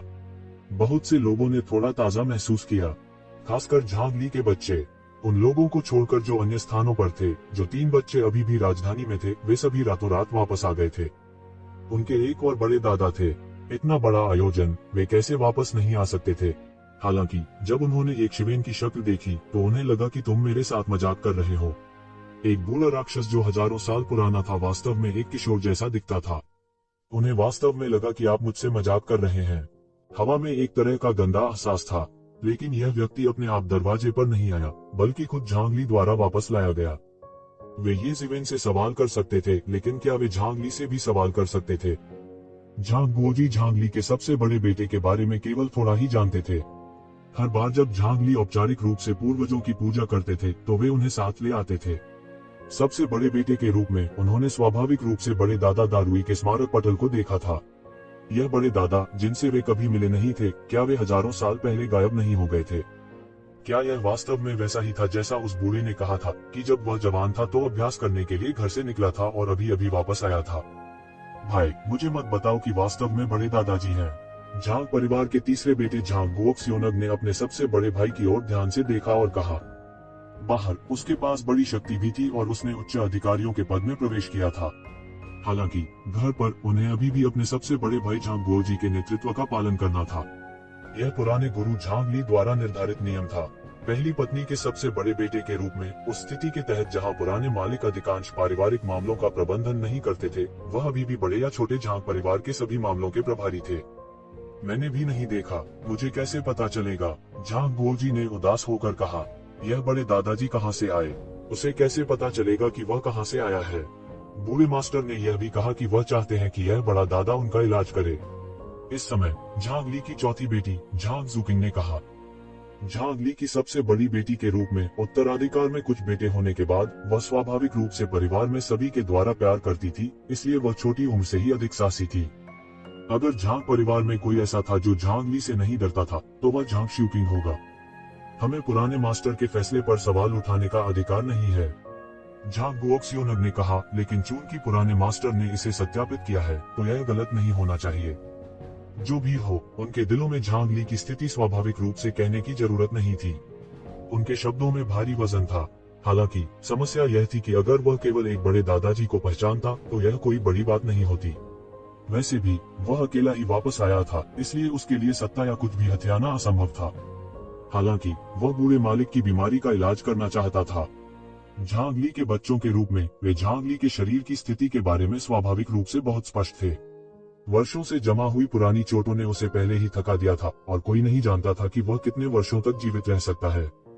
कीमतों में वृद्धि के संबंध में झांग ली एक स्थिर शक्ति थी। जीवन का एक और वर्ष लाभ का एक और वर्ष था, विशेष रूप से इस मामले में कि झांग परिवार की अगली पीढ़ी अभी पूरी तरह से विकसित नहीं हुई थी, इसलिए वे इस स्थिर बल के बिना नहीं कर सकते थे। बूढ़े मालिक की शारीरिक सुरक्षा से जुड़ी कोई भी बात उनकी अत्यधिक चिंता को जगा देगी। अंत में उन्हें अज्ञात मूल के इस बड़े दादा पर ज्यादा भरोसा नहीं था। झांग परिवार में खुद झांग ली को छोड़कर जिन्हें ये जिवेन पर भरोसा था, बाकी लोग शंकालु थे। यह व्यक्ति महान दादाजी थे या नहीं, अकेले रहने दें कि क्या उनके पास पुराने मास्टर की बीमारी का इलाज करने की क्षमता थी। सभी प्रकार के राष्ट्रीय गुरुओं ने कोशिश की थी, लेकिन उन्हें ठीक करने का कोई उपाय नहीं था। वे केवल धीरे धीरे उसे स्वास्थ्य में वापस ला सकते थे और जितना संभव हो सके उसके जीवन को लंबा करने का प्रयास कर सकते थे। हालांकि झांग ली ने जो निर्णय लिया था वह स्वाभाविक रूप से कुछ ऐसा नहीं था जिसे वे बच्चे होने के नाते सवाल कर सकते थे। हालांकि वे चिंतित थे, लेकिन इसका खंडन करने का कोई तरीका नहीं था। यह पुराने मास्टर द्वारा किया गया निर्णय था। स्वाभाविक रूप से ये ज़िवेन इस बारे में बहुत स्पष्ट थे कि वे किस बारे में चिंतित थे, लेकिन वह समझाने में बहुत आलसी था, क्योंकि नतीजे आने तक इंतजार करने की जरूरत नहीं थी। वह रात के खाने के समय तक अपने भाई के कमरे में रहा और फिर जियाक्सिन के साथ नीचे आया। हालांकि उन्होंने ये ज़िवेन के बारे में पहले ही सुन लिया था, लेकिन जब उन्होंने ये ज़िवेन के युवा रूप को देखा तब भी झांग ली के बच्चों को थोड़ा अचंभित कर दिया। ये ज़िवेन थोड़ा मुस्कुराई और उसे कुछ महसूस नहीं हुआ। अंत में पृथ्वी की नींव बहुत उथली थी। अगर यह दूसरी दुनिया में होता तो आश्चर्य नहीं होता। क्या देख रहे हो? जल्दी करो और सलाम करो, झांग ली ने जल्दी से सीधे चेहरे से कहा। बिग दादा, अभिवादन बड़े दादाजी। कई लोगों ने एक के बाद एक कहा। इस समय झांग ली को दुखी करने की हिम्मत नहीं है। बैठ जाओ। ये ज़िवेन सियाओ सुए को लेकर मुख्य सीट पर बैठ गई। सब चुप थे और जल्द ही भोजन समाप्त हो गया। सब टेबल छोड़कर बैठक में आ गए। ये ज़िवेन ने कहा, मैं अभी इलाज में आपकी मदद कर सकती हूँ। झांग ली ने ये ज़िवेन पर नजर डाली और कहा, अंकल, क्या आप एक गुप्त कमरा तैयार करना चाहते हैं? कोई जरूरत नहीं है, यह कहीं भी वही है, ये ज़िवेन ने कहा। वह ठीक है, झांग ली ने कहा। दूसरों की निगाहें ये ज़िवेन पर टिकी थी, जैसे वे देखना चाहते थे कि ये ज़िवेन झांग ली के साथ कैसा व्यवहार करेगी। अपना हाथ बढ़ाओ, ये ज़िवेन ने कहा। झांग ली ने अपना हाथ बढ़ाया और ये ज़िवेन ने अपना हाथ उस पर रख दिया। अचानक साधारण सी दिखने वाली ये ज़िवेन की मार्शल शक्ति अचानक भयानक स्तर तक बढ़ गई। फिर झांग ली ने अचानक महसूस किया कि उसके शरीर में एक मजबूत मार्शल शक्ति आ रही है, साथ ही फोनिक्स की हल्की सी चीख भी। उसने अचानक महसूस किया कि उसके शरीर में मूल जिद्दी रोग, जैसे चिलचिलाती धूप से बर्फ मिलना, तुरंत बिखर गया। उसका शरीर अभूतपूर्व रूप से स्पष्ट था और उसने महसूस किया कि उसने कई वर्षों से इतना तरोताजा महसूस नहीं किया था। उनकी वर्तमान चाल युवा पीढ़ी की तुलना में अधिक चुस्त थी और यह उनकी मार्शल शक्ति द्वारा समर्थित थी, लेकिन उनका शरीर कुछ हद तक क्षय हो गया था। और ठीक यही पुराने घाव थे जिनके कारण उसका शरीर सड़ गया था और बूढ़ा हो गया था। अब ये पुराने घाव ये ज़िवेन की मार्शल शक्ति के उपचार के तहत एक के बाद एक बिखर गए थे, जिससे वह अतुलनीय रूप से सहज महसूस कर रहा था। उसका चेहरा लाल था। झांग गुओक्सियोनग और उसके बगल के अन्य लोग बहुत चिंतित दिखे, क्योंकि वे नहीं जानते थे कि झांग ली सिर्फ उसका चेहरा देखकर अच्छा महसूस कर रहा था या बुरा। लंबे समय के बाद ये ज़िवेन ने आखिरकार अपनी आंखें खोली। इस दौरान उनकी सांस भी थोड़ी फूली हुई थी। झांग ली का इलाज करने के लिए उसने महान संत की अधिकांश मार्शल शक्ति का उपभोग कर लिया था। आखिरकार झांग ली को पुरानी बीमारी कहा जा सकता है। उसके शरीर में मेरिडियन लंबे समय से पुराने थे। उसे हर समय सावधान रहना चाहिए और इसमें बहुत अधिक मानसिक शक्ति भी खर्च होती है। आखिरकार वह अभी भी देवता के बराबर नहीं था। शुक्रिया अंकल। झांग ली महसूस कर सकता था कि उसका शरीर शिथिल हो गया था और अब पहले की तरह कीचड़ में चलने का एहसास नहीं था। और यह सब उसके सामने ये ज़िवेन द्वारा लाया गया था। वह अत्यंत आभारी थे। यदि पहले कुछ संदेह थे तो अब उन्हें कोई संदेह नहीं था। यदि वह वास्तव में उसका चाचा नहीं होता तो कौन उसका मुफ्त में इलाज करने में उसकी मदद करता। झांग गुओक्सियोनग और अन्य लोगों के चेहरे चमक रहे थे। उन्हें अभी भी संदेह हो रहा था कि क्या इस दादाजी में उनके परिवार के बूढ़े व्यक्ति का इलाज करने की क्षमता है। उन्होंने किसी भी बदलाव की स्थिति में कार्रवाई करने के बारे में भी सोचा। अब जब उन्होंने इसके बारे में सोचा तो वे वास्तव में एक सज्जन के दिल को एक खलनायक की कसौटी से देख रहे थे। हालांकि जब उन्होंने झांग ली को देखा जो घूमा, तो वे अचानक चौंक गए। झांग ली, जो मूल रूप से बहुत बूढ़े थे, इस समय एक मध्यम आयु वर्ग के व्यक्ति के रूप में लौट आए थे। वह उनसे जवान और ताकतवर लग रहे थे। यदि वे इसे अपनी आंखों से नहीं देखते तो वे इस तरह की विचित्र बात पर विश्वास नहीं करते, भले ही उन्हें पीट पीट कर मार डाला जाता। उनके प्रभाव में इस उम्र के लोग बूढ़े और असहनीय थे, जो अपने आप में एक बहुत ही सामान्य बात थी। यही कारण भी था कि उन्हें ये ज़िवेन पर शक था। आप अपने जीवन के चरम पर हैं। आपके समय से पहले बूढ़ा होने का कारण आपके शरीर में छिपी चोटें हैं। अब जब छिपी हुई चोटें ठीक हो गई हैं, स्वाभाविक रूप से आपको चिंता करने की जरूरत नहीं है। आप तोड़ने की भी कोशिश कर सकते हैं। महान साधु क्षेत्र के माध्यम से जब आप अभी सबसे अच्छी स्थिति में हैं, सफलता की दर बहुत अधिक होनी चाहिए, ये ज़िवेन ने कहा। धन्यवाद अंकल। अगर यह आपके लिए नहीं होता तो मुझे नहीं पता होता कि मुझे वास्तव में इस जीवन में महान संत को तोड़ने का अवसर मिला है। झांग ली के चेहरे पर खुशी स्वाभाविक रूप से बनावटी नहीं थी। उसने सोचा कि उसके पास ज्यादा समय नहीं बचा है, लेकिन उसने अपने जीवन के प्रमुख समय पर लौटने की उम्मीद नहीं की थी। कम से कम वह सैकड़ों साल और जी सकता था। यदि वह महान संत में प्रवेश कर सकता है तो वह कम से कम कुछ हजार वर्षों तक जीवित रह सकता है। वास्तव में कोई मरना नहीं चाहता था और वह कोई अपवाद नहीं था। इस समय उसे वास्तव में विश्वास था कि उस समय येज़ेवेन वास्तव में गाओ चेंगे के गुरु हो सकते हैं। हालांकि उस समय यह अराजक था और बहुत सी चीजें दर्ज नहीं की गई थी, लेकिन यह उस समय भी था जब येज़ेवेन घर छोड़कर गायब हो गई थी। वास्तव में यह संभावना थी। बेशक उसने कभी नहीं सोचा था कि येज़ेवेन ने गाओ चेंगे को स्वर्ग के क्षेत्र में एक शिष्य के रूप में स्वीकार किया है। झांग ली के जीवन प्रभाव के साथ झांग परिवार के अन्य सदस्यों को येज़ेवेन द्वारा आश्वस्त किया गया था। उनके पास आश्वस्त न होने का कोई उपाय नहीं था। इस दादा की शक्ति उनकी कल्पना से कहीं अधिक थी। इसके बाद झांग ली के अनुरोध पर येज़ेवेन ने झांग परिवार के अन्य लोगों के पुराने घावों का इलाज किया। जियो जियांग की चोटों की तुलना में इनसे निपटना बहुत आसान था। इलाज में कुछ भी मुश्किल नहीं था। येज़ेवेन की मार्शल शक्ति पूरी तरह से समाप्त हो गई थी और वह झांग परिवार के सदस्यों के पुराने घावों का इलाज करने में मुश्किल से सक्षम था। येज़ेवेन की फीनिक्स रीजनरेशन तकनीक द्वारा इलाज किए जाने के बाद लाभों की कल्पना की जा सकती थी। पुराने घावों को पूरी तरह से ठीक करने के अलावा उनके शरीर को भी येज़ेवेन ने साफ किया था। उनके लिए भविष्य में खेती करना आसान होगा। उनका भविष्य सुगम होगा। अपने पूर्ववर्तियों की तुलना में वे आगे जाने में सक्षम होंगे। यद्यपि येज़ेवेन में देवता की शक्ति नहीं थी, फिर भी देवता का अनुभव और चेतना अभी भी मौजूद थी। हर किसी के पास एक देवता का व्यक्तिगत रूप से इलाज करने और उनके शरीर को साफ करने का सौभाग्य नहीं था। वे महसूस नहीं कर सके कि वे कितने भाग्यशाली थे। हालांकि वे एक शिवेन की असली ताकत नहीं जानते थे, लेकिन यह जानना काफी था कि एक शिवेन की ताकत शायद एक अथाह स्तर तक पहुंच गई थी। यहाँ तक झांग परिवार के कई लोगों को येज़ेवेन द्वारा अपने पुराने घावों को मिटाने के बाद मौके पर सफलता मिली थी। शुरू में उनकी खेती टूटने से थोड़ी ही दूर थी, लेकिन पुराने घावों के कारण वे आगे नहीं जा सके। अब जब वे येज़ेवेन द्वारा ठीक हो गए थे तो उनमें स्वाभाविक रूप से उल्कापिंड वृद्धि हुई थी। उनमें से येज़ेवेन ने विशेष रूप से झांग ली का पक्ष लिया। वह पहले से ही ऋषि लोक के शिखर पर था। अब वह महर्षि के क्षेत्र से केवल एक कदम दूर था। वह हमेशा के लिए नहीं रह सका।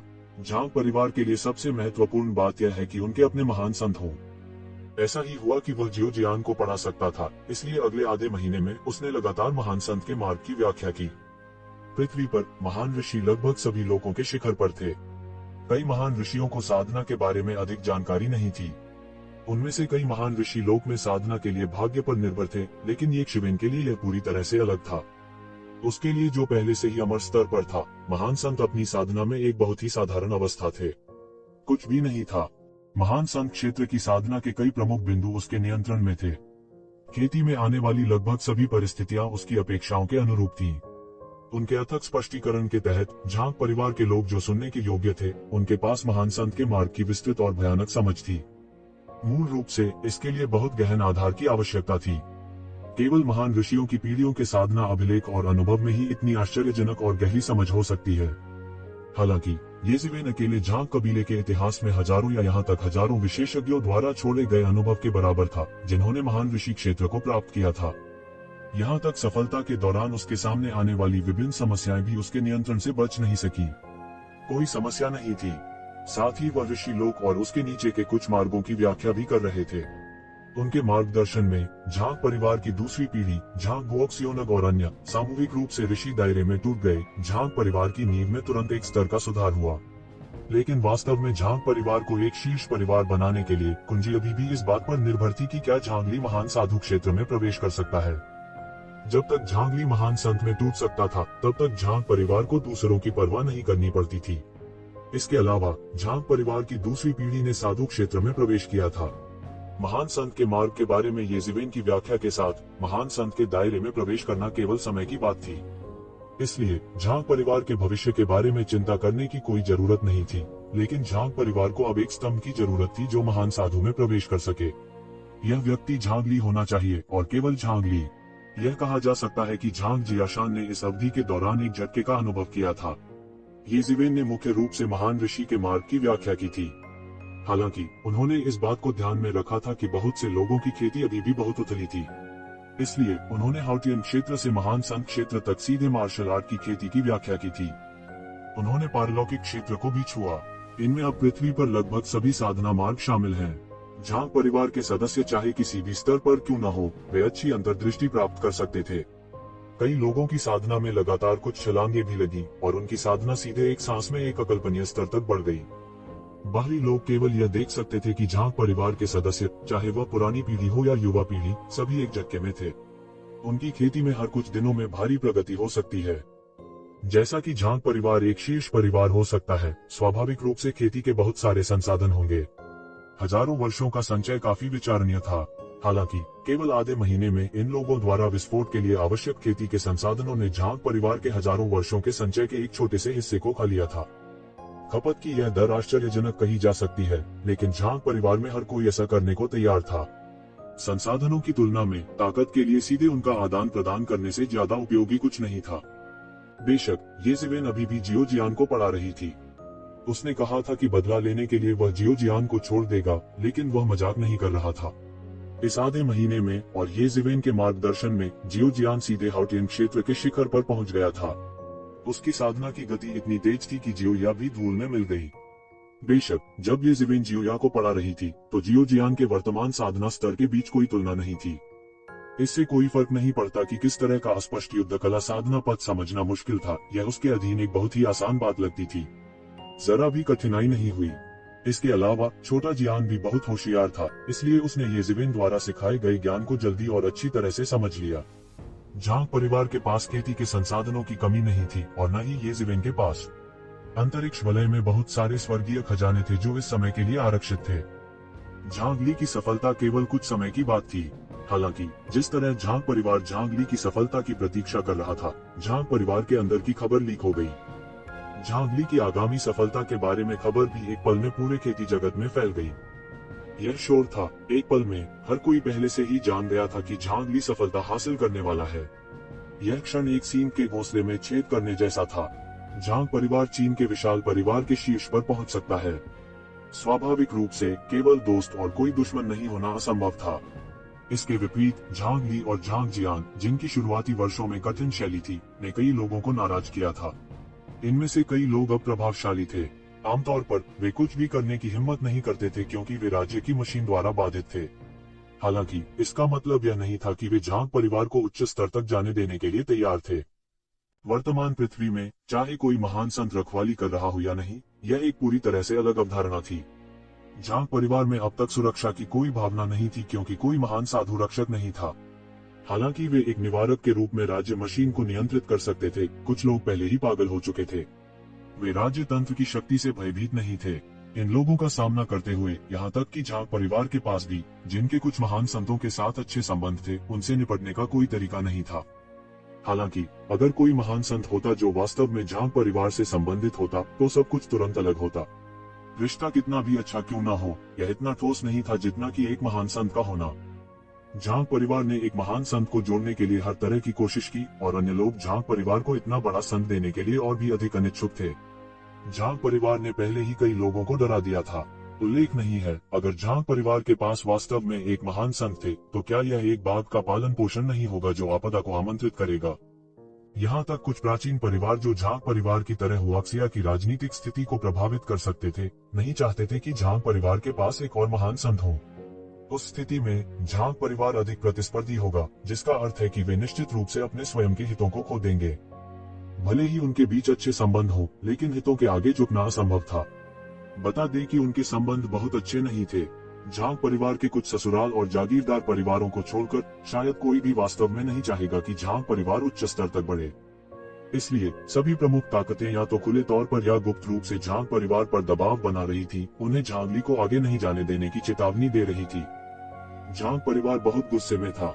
झांग परिवार के लिए निस्संदेह यह बहुत महत्वपूर्ण समय था। यह एक फीनिक्स में बदलने के समान था। यदि वे सफल हो जाते हैं तो झांग परिवार को चीन में पहला परिवार बनने का मौका भी मिल सकता है। यदि वे विफल रहे तो वे केवल शीर्ष के तल पर लटके रह सकते थे। काफी हद तक झांग ली की उत्कृष्ट सैन्य उपलब्धियों और अकल्पनीय प्रतिरोध के कारण उन्हें शीर्ष पर स्थान दिया जा सकता है। किसी बड़े साधु के बिना वे सीधी पीठ करके बोल भी नहीं सकते थे। उन्होंने वर्षों से इस सत्य को बहुत गहराई से अनुभव किया था, इसलिए वे इसे स्वाभाविक रूप से समझ गए थे। इसलिए वे विशेष रूप से क्रोधित थे। अपने धन के स्रोत को काटना अपने माता पिता की हत्या करने के समान था। इतने बड़े संघर्ष की तो बात ही क्या। हालांकि इतनी सारी ताकतों के संयुक्त दबाव के साथ यह अनुमान लगाया जा सकता था कि झांग परिवार पर दबाव कितना बड़ा था। यह भी कहा जा सकता है कि यह उस बिंदु तक पहुंच गया था जहां लोग सांस नहीं ले सकते थे। तूफान से पहले की शांति कुछ इस तरह थी। यहाँ तक झांग परिवार के प्रति शत्रुता रखने वाली कुछ ताकतों ने भी कहा कि अगर झांग परिवार ने सीमा पार करने की हिम्मत की तो वे इसे हल करने के लिए बल प्रयोग की संभावना से इनकार नहीं करेंगे। खाद्य श्रृंखला के शीर्ष पर पहले से ही पर्याप्त लोग थे। वे नहीं चाहते थे कि कोई दूसरा आए और पाई का एक टुकड़ा साझा करे। इसके अलावा झांग परिवार स्वयं खाद्य श्रृंखला में सबसे ऊपर था। यदि झांगली वास्तव में सफल होते हैं तो झांग परिवार के बोलने का अधिकार बहुत बढ़ जाएगा। यह वही था जो बहुत से लोग देखना नहीं चाहते थे।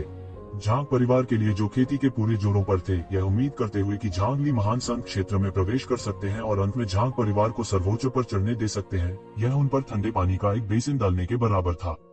इसके अलावा यह बहुत ठंडा पानी था। इसने उन्हें पल भर में होश में ला दिया। भेड़ियों के एक झुंड से घिरे होने की स्थिति में एक महान संघ क्षेत्र गुरु के बिना खड़े होने की कोई वास्तविक नींव नहीं थी।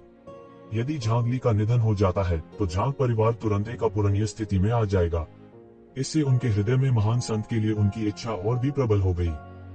झांग परिवार को एक महान संत की अनुमति नहीं देना झांग परिवार की प्रमुख ताकतों का जवाब था। अगर झांग परिवार ने सीमा पार कर ली तो वे शायद प्रमुख ताकतों के पागल पलटवार का सामना करेंगे।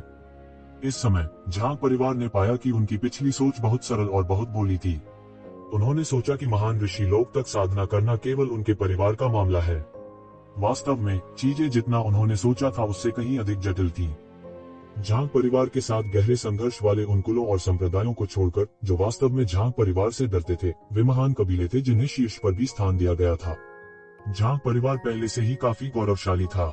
यदि वे एक और कदम आगे बढ़ाते तो क्या वे उनसे ऊपर नहीं खड़े होते? यह कुछ ऐसा था जिसे वे कतई स्वीकार नहीं कर सकते थे। जहाँ तक कबीले की बात है, वह काफी था।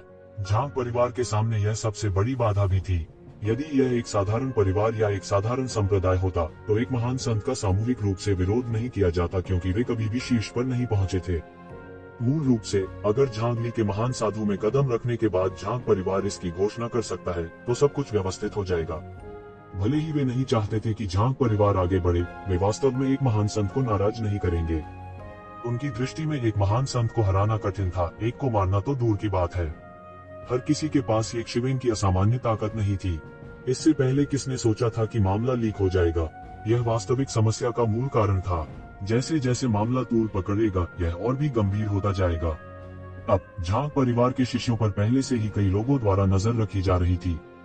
हालांकि झांग परिवार इससे अच्छी तरह वाकिफ था, लेकिन उनके पास इसका खंडन करने का कोई तरीका नहीं था। वे केवल उन्हें लक्षित होते हुए देख सकते थे। नाराज होने पर भी समस्या के समाधान का कोई उपाय नहीं था। हालांकि उन सभी को एहसास हुआ कि एक गद्दार था, नहीं तो झांगली की ग्रेट सेज बनने की खबर कैसे लीक हो सकती थी? झांग परिवार में भी केवल कुछ उच्च अधिकारी को ही खबर मिली। झांग परिवार के गुस्से के तहत उन्होंने तुरंत पूछताछ शुरू की और जल्द ही इस व्यक्ति को ढूंढ निकाला। यह झांगली की पोती निकली। गलती से खबर मिलने के बाद उसने खबर फैला दी। झांग परिवार के गुस्से के तहत यह कल्पना की जा सकती थी कि वे किस तरह की सजा देंगे। पोती को बिना किसी निशान के गायब होने में देर नहीं लगी। अब से उसे किसी ने नहीं देखा था। अंकल, हमें क्या करना चाहिए? इस समय झांगली के दिमाग में भी उथल पुथल मची हुई थी। हालांकि उन्हें सैकड़ों लड़ाइयों का अनुभवी कहा जा सकता था और उन्होंने पहले ही अनगिनत कठिनाइयों का अनुभव किया था, फिर भी ऐसा कुछ भी नहीं था जो आसानी से उनके दिमाग को हिला सके। बात बस इतनी थी कि वह इस मामले को लेकर बहुत चिंतित थे।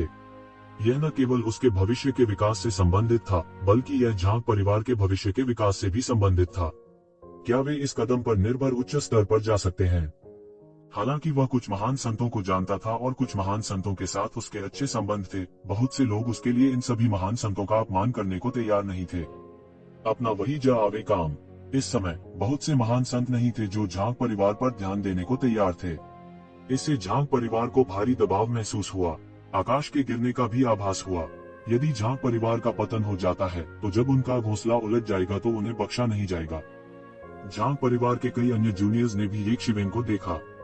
इस समय जिस व्यक्ति पर वे भरोसा कर सकते थे वह ये शिवेन था। आपको चिंता करने की जरूरत नहीं है। मैं देखना चाहता हूं कि कितने लोग वास्तव में आपको एक महान संत के रूप में आगे बढ़ने से रोकने के लिए अपने जीवन का उपयोग करने को तैयार हैं। ये शिवेन ने अपनी आंखें सिकोड़ ली और उसकी आंखों में जानलेवा इरादे थे। येज़िवेन की वापसी का मामला झांग गुओजी की पीढ़ी तक ही सीमित था। अन्य केवल यह जानते थे कि एक पूर्वज वापस आ गया था, लेकिन वे नहीं जानते थे कि झांग ली की सफलता का संबंध येज़िवेन से था। झांग ली की आसन पदोन्नति के मामले में सभी का ध्यान झांग ली द्वारा आकर्षित किया गया था, इसलिए किसी ने येज़िवेन को पर्दे के पीछे छिपे हुए नहीं देखा। अन्यथा वे परिणाम पर भी ध्यान से विचार करेंगे। झांग परिवार पिछले कुछ वर्षों में तेजी से विकसित हुआ है, हालांकि यह चीन में शीर्ष परिवार बन गया है। इसने बहुत से लोगों को नाराज भी किया है। आमतौर पर ये लोग बाहर नहीं कूदेंगे और हमारे पास उन्हें कुछ करने का कोई कारण नहीं है। लेकिन क्या यह अभी नहीं है? देखते हैं कि इस समय कौन बाहर कूद जाएगा। जो भी कूदेगा हम उसे कुचल कर मार देंगे, तू ज़िवेन ने उपहास के साथ कहा। उन्होंने लंबे समय तक उजाड़ युग मानव कबीले के मास्टर के रूप में भी सेवा की। वह इन तरीकों से अनभिज्ञ नहीं था, लेकिन वह शायद ही कभी इनका इस्तेमाल करता था। जो कोई कूदेगा हम उसे कुचल कर मार डालेंगे। झांग ली, झांग गुओजी और अन्य लोगों ने येज़िवेन को अलग तरह से देखा। दबंग क्या है? यह दबंग है। यहाँ तक झांग परिवार, जिसे एक शीर्ष परिवार के रूप में जाना जाता था, वास्तव में शायद ही कभी इस स्तर को प्राप्त कर सकता था जो कोई भी बाहर कूदता है। आखिरकार झांग परिवार ही एकमात्र बड़ी ताकत नहीं थी।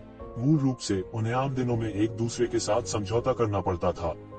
तो ज़िवेन अलग था। वह समस्याओं को बलपूर्वक हल करने के आदी थे, इसलिए उनके सोचने का तरीका बिल्कुल अलग था। झांग परिवार स्वाभाविक रूप से इतना दबंग बनना चाहता था। जो भी बाहर कूदेगा हम उसे कुचल कर मार देंगे, लेकिन ऐसी कोई ताकत नहीं थी। यदि झांग ली का प्रभाव और राष्ट्रीय मशीन को नियंत्रित करने की शक्ति का हिस्सा नहीं होता, तो झांग परिवार की ताकत और अन्य शीर्ष बलों के बीच अभी भी एक बड़ा अंतर होता। लेकिन भले ही वे ऐसा नहीं कर सके, इसका मतलब यह नहीं था कि यह दादाजी जो अभी अभी लौटे थे वे ऐसा नहीं कर सकते थे। विशेष रूप से झांग गुओजी और अन्य लोगों ने भी येज़िवेन की अद्भुत कहानी के बारे में सुना था, जिन्होंने माउंट तीर्थयात्रा पर उत्तराधिकार में कई महान संतों को हराया था। झांग परिवार ने भी इस बारे में सुना था। जब उन्होंने पहली बार इसके बारे में सुना तो वे लगभग मौत से डर गए। अजेय महान संतों की मृत्यु हो गई थी और उनमें से कई की मृत्यु हो गई थी। आमतौर पर किसी की मौत से सदमा लगता है, इतनी मौतों और चोटों का जिक्र नहीं। किसने सोचा होगा कि जिस बूढ़े ने तीर्थयात्रा पर अपनी शक्ति दिखाई थी वह वास्तव में उसका अपना पूर्वज था। इस समय इसके बारे में सोचते हुए आसपास के पूर्वज के साथ डरने की कोई बात नहीं थी। अंकल, मेरा प्रमोशन हो या न हो इससे कोई फर्क नहीं पड़ता। अगर आपको कुछ हो जाता है तो मैं अपने मृत पिता को कैसे समझाऊं? झांग ली ने जल्दी से अपना सिर हिलाया और कहा। हालांकि वह वास्तव में महान संत के रूप में पदोन्नत होना चाहता था, इस मामले के खतरे की डिग्री की कल्पना की जा सकती है। माउंट सेंट पर यह शायद उस समय से भी ज्यादा खतरनाक था, क्योंकि इसका विरोध करने वाले और भी लोग थे। ज्यादातर ताकतों को डर था कि यह उन्हें फंसा देगा। कोई भी एक और विरोधी नहीं जोड़ना चाहता था।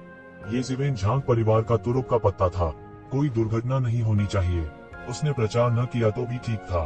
कुछ 100 वर्षों के बाद झांग परिवार की पूर्ण नींव में सुधार होगा। उस समय जब वह प्रचार करते थे तो अन्य लोगों में चाहकर भी उसका विरोध करने की क्षमता नहीं होती थी। यह झांग परिवार के कुछ समय के लिए अपनी टांगों के बीच अपनी पूंछ को दबाने से ज्यादा कुछ नहीं था। उसे येज़िवेन पर भरोसा था, लेकिन इस बार शायद बहुत सारे महान संत शामिल थे। आत्मविश्वास होने पर भी वह निश्चिंत नहीं हो सकता था। चिंता मत करो, वे सिर्फ मुर्गियां और कुत्ते हैं। मुझे उनकी बिल्कुल भी परवाह नहीं है, येज़िवेन ने मुस्कुराते हुए कहा। उनकी अभिव्यक्ति अतुलनीय आत्मविश्वास थी। क्या मजाक! एक प्रतिष्ठित देवता के रूप में, भले ही वह एक क्लोन ही क्यों न हो, अगर वह इन साधारण महापुरुषों से निपट भी नहीं सकता तो क्या यह बड़ी शर्म की बात नहीं होगी? आप निश्चिंत हो सकते हैं और प्रचार कर सकते हैं। जब आप प्रतिशोध को पार करेंगे तो मैं व्यक्तिगत रूप से आपकी रक्षा करूंगा। मैं देखना चाहता हूं कि किस तरह के राक्षस और राक्षस बाहर कूदने वाले हैं। वे वास्तव में जीने से थक गए हैं, येज़िवेन ने ठंडेपन से कहा। अगर वास्तव में ऐसे लोग थे जो अज्ञानी थे तो उन्हें मारने में उन्हें कोई आपत्ति नहीं थी। नींव के रूप में येज़िवेन के शब्दों के साथ झांग परिवार में हर किसी के पास आखिरकार आत्मविश्वास था। उन्होंने बाहरी दुनिया को एक एक करके जवाब दिया कि झांग ली कभी भी महान संत के रूप में पदोन्नत होने का अवसर नहीं छोड़ेंगे। अगर किसी का इरादा परेशानी पैदा करने का हो तो आने दो। बाहर की दुनिया में हाहाकार मच गया था। किसी को भी उम्मीद नहीं थी कि झांग परिवार इस बिंदु पर भी इतना कठोर होगा। शुरू में उन्होंने सोचा था कि अगर झांग परिवार अभी भी ऊपर उठने का इरादा रखता है तो वे निश्चित रूप से अन्य प्रमुख शक्तियों के दबाव में सबके खिलाफ खुले तौर पर नहीं जाएंगे। यह उनके मुंह पर तमाचा मारने जैसा होगा। विशेष रूप से कई दिग्गज महान संतों ने महसूस किया कि उनके चेहरे पर थप्पड़ मारा गया था। यह बस उनके चेहरे पर चिल्ला रहा था। वे इसे कैसे जाने दे सकते थे? कई लोगों की राय में वे झांग परिवार से कुछ हद तक डरते थे, क्योंकि वे राज्य मशीन से डरते थे। हालांकि झांगली स्वयं उनकी नजरों में नहीं थे। वह साधु क्षेत्र के शिखर पर था और एक महान संत नहीं था। उनके साथ उनकी तुलना करने के लिए क्या योग्यताएं थी? उन्हें अचानक लगा कि उन्हें नीचा दिखाया जा रहा है और उन्होंने उनके चेहरे पर थप्पड़ मारा। वे गुस्से में थे और उन्होंने तुरंत एक बयान जारी किया। अगर झांग परिवार वास्तव में चलन के खिलाफ जाना चाहता था और एक रथ को रोकने की कोशिश कर रहे मेंटिस की तरह काम करना चाहता था, तो वे इसे इतनी आसानी से जाने नहीं देंगे। क्या अधिक है, इस बार झांगली की पदोन्नति का विरोध करने वालों में कई शीर्ष कबीले भी थे। कम से कम राज्य मशीन उनका विरोध नहीं करेगी, जिससे वे और भी बेईमान हो गए। उन्हें झांग परिवार को कड़ा सबक सिखाना चाहिए और उन्हें बताना चाहिए कि सीमा पार न करने का क्या मतलब है। कुछ लोगों ने यह भी देखा कि कुछ गड़बड़ है। झांग परिवार की ताकत को देखते हुए उनके लिए एक ही समय में इतनी बड़ी शक्तियों को चुनौती देना निश्चित रूप से असंभव था। जब तक वे जीने से थक नहीं जाते और मौत का फैसला नहीं करना चाहते, उनके लिए एक ही समय में उन सभी का विरोध करना असंभव था। क्या ऐसा हो सकता है कि झांग परिवार के पास अभी भी तुरुप का इक्का था जो उन्होंने नहीं दिखाया था? तार्किक रूप से भले ही कोई महान संत था जो झांग परिवार के साथ अच्छे पदों पर था, वे एक ही समय में इतनी बड़ी ताकतों का सामना नहीं करेंगे। जब तक वे पागल नहीं होंगे, तब तक लाभ नुकसान की भरपाई नहीं करेंगे। बहुत से लोग अभी भी बहुत हैरान थे। कुछ लोगों की राय में झांग परिवार पागल हो गया था, नहीं तो वे इतने ढीठ न होते। हाँ, उनकी राय में झांग परिवार पहले से ही ढीठ था। इस तरह के संदेह के बीच दिन ब दिन समय बीतता गया। विभिन्न प्रमुख शक्तियों ने झांग परिवार पर ध्यान देना कभी बंद नहीं किया। हालांकि झांग परिवार को इसकी बिल्कुल भी परवाह नहीं थी। यह ऐसा था जैसे वे चाहते हुए भी उनकी निगरानी कर सकते थे। इसने बहुत से लोगों को और भी चकित महसूस कराया।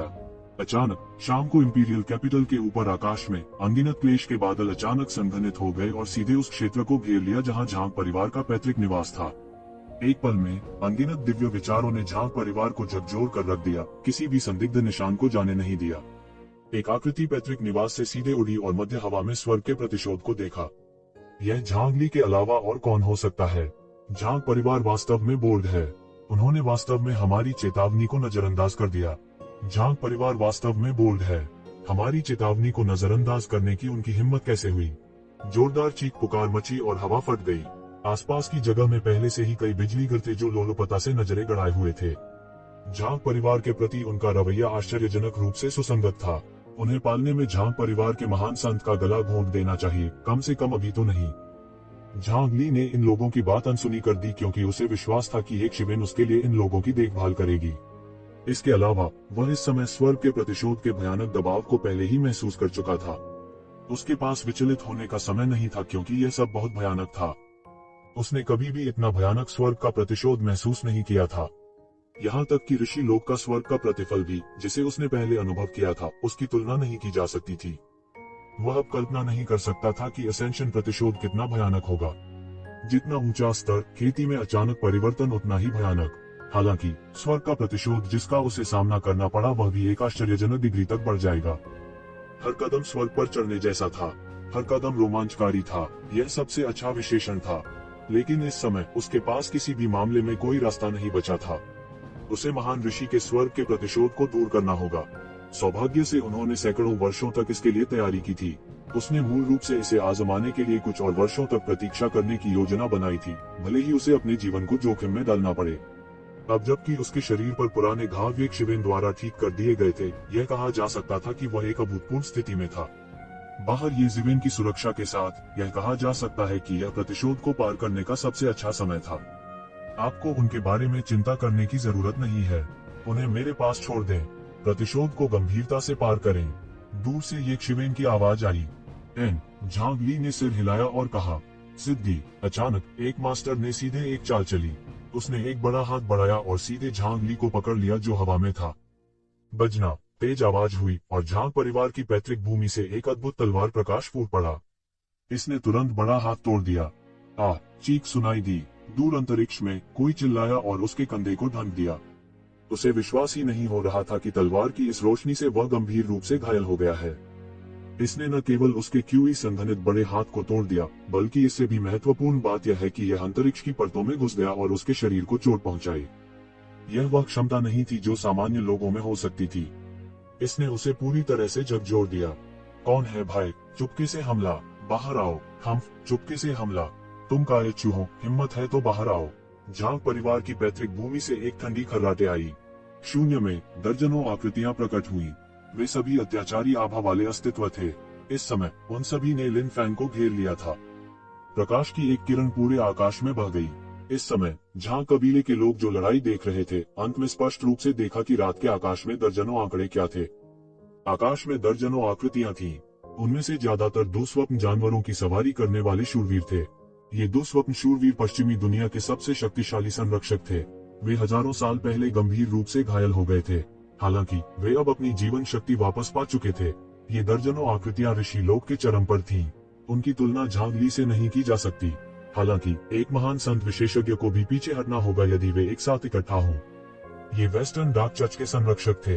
इस समूह का नेता एक शक्तिशाली दुस्वप्न नायक था। वह बिल्कुल ठंडे रोबोट की तरह अभिव्यक्तिहीन था। उसकी खेती इन बुरे सपने वाले जानवरों की तुलना में बहुत अधिक अत्याचारी थी। वह पूरी तरह से महान संत के दायरे में प्रवेश कर चुका था। उनके पीछे अन्य आधा पुरोहितों का एक समूह था। वे सभी साधु क्षेत्र के बिशप थे। नेता एक व्यक्ति था जिसने लाल याजक का चोगा पहना हुआ था। वह लाल वस्त्र धारण करने वाला आर्च बिशप था। झांग ली, तुमने कई बार प्रभु का अपमान किया है। तुमने प्रभु को पूर्व में प्रभु के सुसमाचार को फैलाने से रोका है। हालांकि प्रभु तुम्हें क्षमा कर देंगे। वह तुम्हें स्वर्ग में प्रभु के सामने पश्चाताप करने देंगे। लाल वस्त्र पहने आर्चबिशप ने धीरे से कहा। उसकी आंखें अतुलनीय ईमानदारी और दृढ़ता से भरी हुई थीं। यह वास्तव में एक बड़ा कदम है। हालांकि यह हमारे पूर्व का आंतरिक मामला है। मुझे डर है कि हमें अपने पश्चिम के दोस्तों को परेशान करने की जरूरत नहीं है। झांग ली ने कहा। उन्हें उम्मीद नहीं थी कि एक महान संत नाइट और एक कार्डिनल व्यक्तिगत रूप से एक टीम का नेतृत्व करेंगे। इसके अलावा उसकी वजह से होली चर्च ऑफ शैडो और रेडियंट चर्च, ये दो राक्षसी संगठन जो अनगिनत वर्षों से एक दूसरे के खिलाफ लड़ रहे थे, सेना में शामिल हो गए। बेशक इसका इस तथ्य से कुछ लेना देना था कि जब वह सत्ता में थे तो उन्होंने बाहरी धर्मों को देश में प्रवेश करने से रोकने की पूरी कोशिश की। उन वर्षों के दौरान जब वह सत्ता में था, ईसाई धर्म, पूर्वी रूढ़िवादी चर्च और अन्य धर्मों को भारी नुकसान उठाना पड़ा। सैकड़ों साल का विकास सब बर्बाद हो गया। स्वाभाविक रूप से उनके लिए उसे घृणा न करना असंभव था। हालांकि हादसे की शाही राजधानी में इतनी बड़ी ताकत प्रवेश कर सकती थी। जाहिर है इसे कुछ ताकतों ने मौन स्वीकृति दे दी थी। वह उपहास किए बिना नहीं रह सका। झांग परिवार को दबाने के लिए उन्होंने वास्तव में बहुत प्रयास किया था। चूंकि वे खलनायक नहीं हो सकते थे, इसलिए उन्होंने दूसरों को ऐसा करने दिया। इतनी बड़ी लाइनअप के साथ भले ही झांग परिवार के पक्ष में कोई महान संत खड़ा हो, वह शायद डर जाएगा। दो भयानक महान संत, दुस्वप्न शूरवीर और उनके आदेश के तहत बिशप सेना। यहाँ तक एक महान संत का भी अंत तभी होगा जब वे उनका सामना करेंगे। मैंने सुना है कि हजारों साल पहले आप पर एक आपदा आई थी। मुझे उम्मीद नहीं थी कि आप अभी भी हमारे पूर्व के मामलों में हस्तक्षेप करने का साहस करेंगे। ऐसा लगता है कि निशान ठीक होने के बाद आप वास्तव में दर्द को भूल गए हैं। झांग परिवार की पैतृक भूमि से एक उपहास आया। ऐसा लगता है कि आपने पिछले हजारों वर्षों में बहुत कुछ ठीक किया है। अच्छी बात है। अगर कम लोग हैं तो मैं अपने दिल की सामग्री को नहीं मार सकता। एक आकृति उड़ी और कई लोग जो चुपके से लड़ाई देख रहे थे चुपके से हैरान रह गए। यह कैसे संभव है? यह व्यक्ति कैसे हो सकता है? यह व्यक्ति कौन है? तुम सब इतने हैरान क्यों हो? आप इस व्यक्ति को जानते भी नहीं हैं। वह व्यक्ति है जिसने पिलग्रिमेज पैलेस में हत्या की थी। उसने कहा कि वह गाओ चेंगे के गुरु थे। वह इस जगह पर कैसे दिखाई दे सकता है? धिक्कार है। झांग परिवार के साथ उसका क्या रिश्ता है?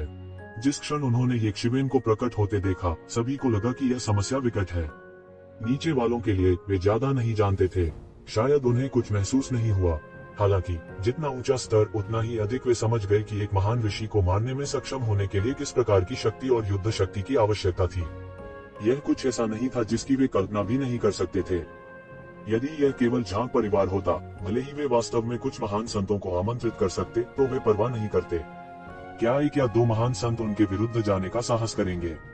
यहाँ तक अगर उन्होंने हिम्मत की तो वे उन्हें नष्ट कर देंगे।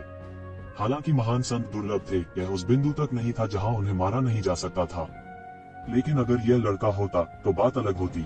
यदि वह वास्तव में पागल हो गया तो कितने लोग इस अंतर को भरने के लिए मरेंगे? बहुत से लोग थोड़े गूंगे थे। इस आदमी के सामने जो एक महान संत को मार सकता था, उन्हें उससे निपटने का कोई भरोसा नहीं था। यह पहले से ही उस सीमा से परे था जिससे वे निपट सकते थे। हालांकि दुस्वप्न शूरवीरों और आर्कबिशप के लिए येज़ेबेल का नाम उतना प्रसिद्ध नहीं था। स्वाभाविक रूप से उन्हें डराना असंभव था। विधर्मी जो भगवान का सम्मान नहीं करते हैं वे नरक में जाएंगे। गर्म स्वभाव वाले दुस्वप्न शूरवीर पहले इसे सहन करने में असमर्थ थे। दुस्वप्न वाले जानवर जिन पर वे बैठे थे उन्होंने भी एक भयानक गर्जना छोड़ी जिसने दुनिया को हिला दिया। जलती हुई लपटों ने सब कुछ नष्ट कर दिया। भाड़ में जाओ, अगर वास्तव में नरक है, अगर वास्तव में स्वर्ग है, तो मैं नरक से स्वर्ग तक मारूंगा। ये ज़िवेन ने उपहास किया। उसने तथाकथित भगवान की बिल्कुल भी परवाह नहीं की। यह सिर्फ एक और व्यक्ति था जिसने रहस्यमय होने का नाटक किया। उसने गिरे हुए स्वर्गदूतों को देखा था और उसने इसके बारे में ज्यादा नहीं सोचा था। प्रभु के तथाकथित सेवकों की तो बात ही छोड़िए। उसने एक कदम उठाया और एक पल में दुस्वप्न शूरवीरों के बीच में दिखाई दिया। इसने दुस्वप्न शूरवीरों के बीच तुरंत हंगामा किया। उन्हें उम्मीद नहीं थी कि एक शिवेन की गति इतनी तेज होगी। यह लगभग चरम पर था। टकराना, इससे पहले कि वे कुछ प्रतिक्रिया कर पाते, ये शिवेन की मुट्ठी आ चुकी थी। एक अकल्पनीय रूप से भयानक शक्ति के साथ उसकी मुट्ठी फट गई, स्वर्ग की तिजोरी को मौके पर ही चकनाचूर कर दिया। दुस्वप्न जानवर और उसके शूरवीर को भी येज़ेबेल की मुट्ठी से सीधे मौके पर ही मार दिया गया। उनके शरीर के टुकड़े टुकड़े होकर जमीन पर गिर पड़े। वे एक भी वार नहीं झेल सके। येज़ेबेल को इन दुस्वप्न शूरवीरों का सामना करने के लिए किसी जादुई शक्तियों की भी आवश्यकता नहीं थी जो केवल ऋषि साम्राज्य के चरम पर थे। वह अकेले अपने अत्याचारी बल पर भरोसा करके उन्हें आसानी से दबा सकता था। दूसरी तरफ ग्रेट होली नाइट की आंखें लगभग उनकी जेबों से बाहर निकल आई थीं।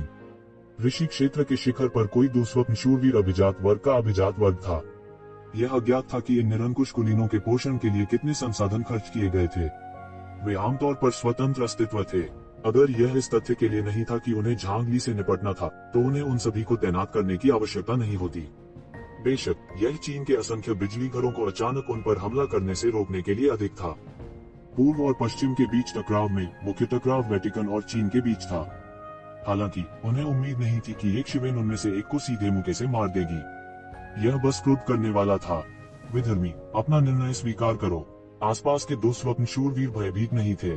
इसके विपरीत उनके उग्रता को उत्तेजित किया गया था। एक के बाद एक वे दहाड़ते हुए एक शिवेन की ओर झपटे। दुस्वप्न जानवर जिस पर वे सवारी कर रहे थे उसने नरक की सांसें उगल दी। इसने आकाश को चीर डाला और एक शिवेन को ढक लिया। दुस्वप्न शूरवीर के हाथों में लंबे भाले ये शिवेन को भेदने के प्रयास में आकाश में छेद कर गए। हालांकि उन्होंने सुनहरी रोशनी की एक चमक देखी। दो बड़े सुनहरे हाथ दुस्वप्न के जानवर की नरक की सांसों में घुस गए और उसे अलग कर दिया। उनके हाथों में लंबे भाले अनंत शक्ति वाले ऋषि उपकरण थे। हालांकि वे एक शिवेन के शरीर की सतह को भेद भी नहीं सकते थे। येज़ेबेल के शरीर पर सुनहरी रोशनी ने उन्हें वहीं रोक दिया। येज़ेबेल एक तीर की तरह उड़ गया और एक शक्तिशाली दुस्वप्न नाइट को उसी जगह थप्पड़ मार दिया। शक्तिशाली दुस्वप्न शूरवीर उसके थप्पड़ से टुकड़े टुकड़े हो गया। खून के छींटे फूटे और आसमान में खूनी बारिश हुई। पूरा दृश्य अतुलनीय रूप से रक्तरंजित लग रहा था। विशेष रूप से येज़ेबेल युद्ध के एक अजेय देवता की तरह दिखते थे जो प्राचीन काल से जीवित थे। एक और दुस्वप्न शूरवीर को विस्फोट से उड़ा दिया गया। सेज पीक विशेषज्ञ सबके सामने गोभी की तरह थे। ये शिवेन ने उन्हें ऐसे ही मार डाला था। ये सीन वाकई डरावना था। पश्चिमी और पूर्वी संप्रदाय पूरी तरह से अलग थे। पूर्वी संप्रदायों ने खेती के लिए खुद को मजबूत करने के लिए दुनिया की लिंगी को आत्मसात कर लिया। पश्चिमी संप्रदाय इसके पूर्ण विपरीत थे। वे खेती करने के लिए ज्यादातर विश्वास की शक्ति पर निर्भर थे। उनके पास विश्वास की शक्ति को आत्मसात करने के विशेष तरीके थे। इसलिए महान तबाही से पहले भी जब पृथ्वी तथाकथित पतित युग में प्रवेश कर चुकी थी, तब भी वे अपनी शक्तिशाली युद्ध शक्ति को बनाए रखने में सक्षम थे। इसके अलावा उन्होंने जल्दी से पतित युग के बाद पूर्वी खेती की दुनिया को बदल दिया और पृथ्वी की खेती की दुनिया के नेता बन गए। महान तबाही के बाद चीनी खेती की दुनिया जल्दी से ठीक हो गई थी। हालांकि उन्हें काफी नुकसान हुआ था, इसलिए उन्हें पश्चिमी साधना जगत पर कोई लाभ नहीं मिला। हालांकि चीनी खेती की दुनिया की तुलना में, जो खुद को मजबूत करने के लिए लिंकी को अवशोषित करने पर निर्भर थी, पश्चिमी किसानों की खेती बहुत आसान थी। जब तक उनके पास असीमित मात्रा में विश्वास की शक्ति है, वे जल्दी से मजबूत हो सकते हैं। हालांकि वे समान स्तर के चीनी काश्तकारों से कमजोर थे। सेज पीक आखिर सेज पीक था। यहाँ तक एक महान संत को भी रास्ता देना होगा जब इतने सारे दुस्वप्न शूरवीर उन पर हमला कर रहे हों। हालांकि येशिवेन ने उन्हें ऐसे ही मार डाला था। दो सेज पीक विशेषज्ञों की दुखद मौत डार्क चर्च को थोड़ी देर के लिए व्यतीत करने के लिए पर्याप्त थी। लंबे समय से चीन और पश्चिम के बीच संबंध बहुत अच्छे नहीं रहे थे। चीनियों को नुकसान होते देख कई बड़े शॉट स्वाभाविक रूप से खुश थे। यह सबसे अच्छा होगा यदि दोनों पक्षों को नुकसान हो सकता है। ये दुस्वप्न सवार पूरी तरह से निडर हो गए थे। एक अन्य सदस्य को येशिवेन ने मार डाला था। येशिवेन की ओर बढ़ते ही वे पागलों की तरह दहाड़ने लगे।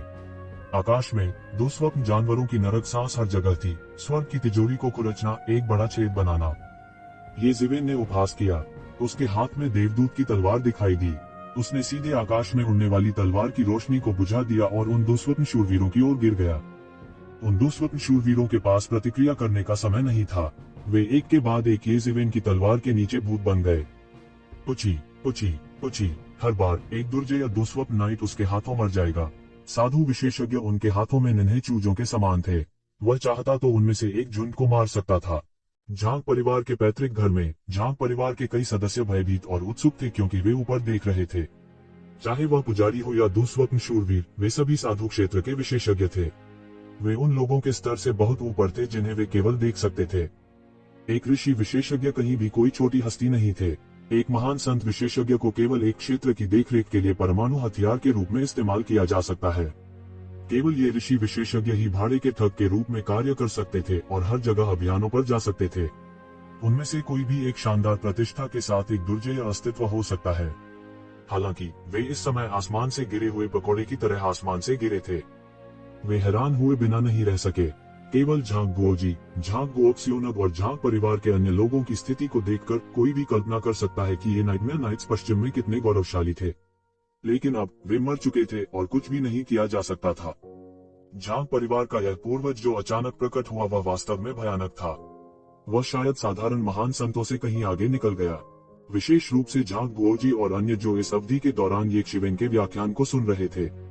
कई महान संत के मार्ग को समझने में सक्षम नहीं हो सकते हैं। ये ज़िवेन ने गहरे अर्थ को सरल शब्दों में समझाया। यहाँ तक कि सेज रियलम विशेषज्ञ भी इसे समझ सकते थे। शायद यह पूर्वजों का साधना क्षेत्र इससे कहीं अधिक भयानक था।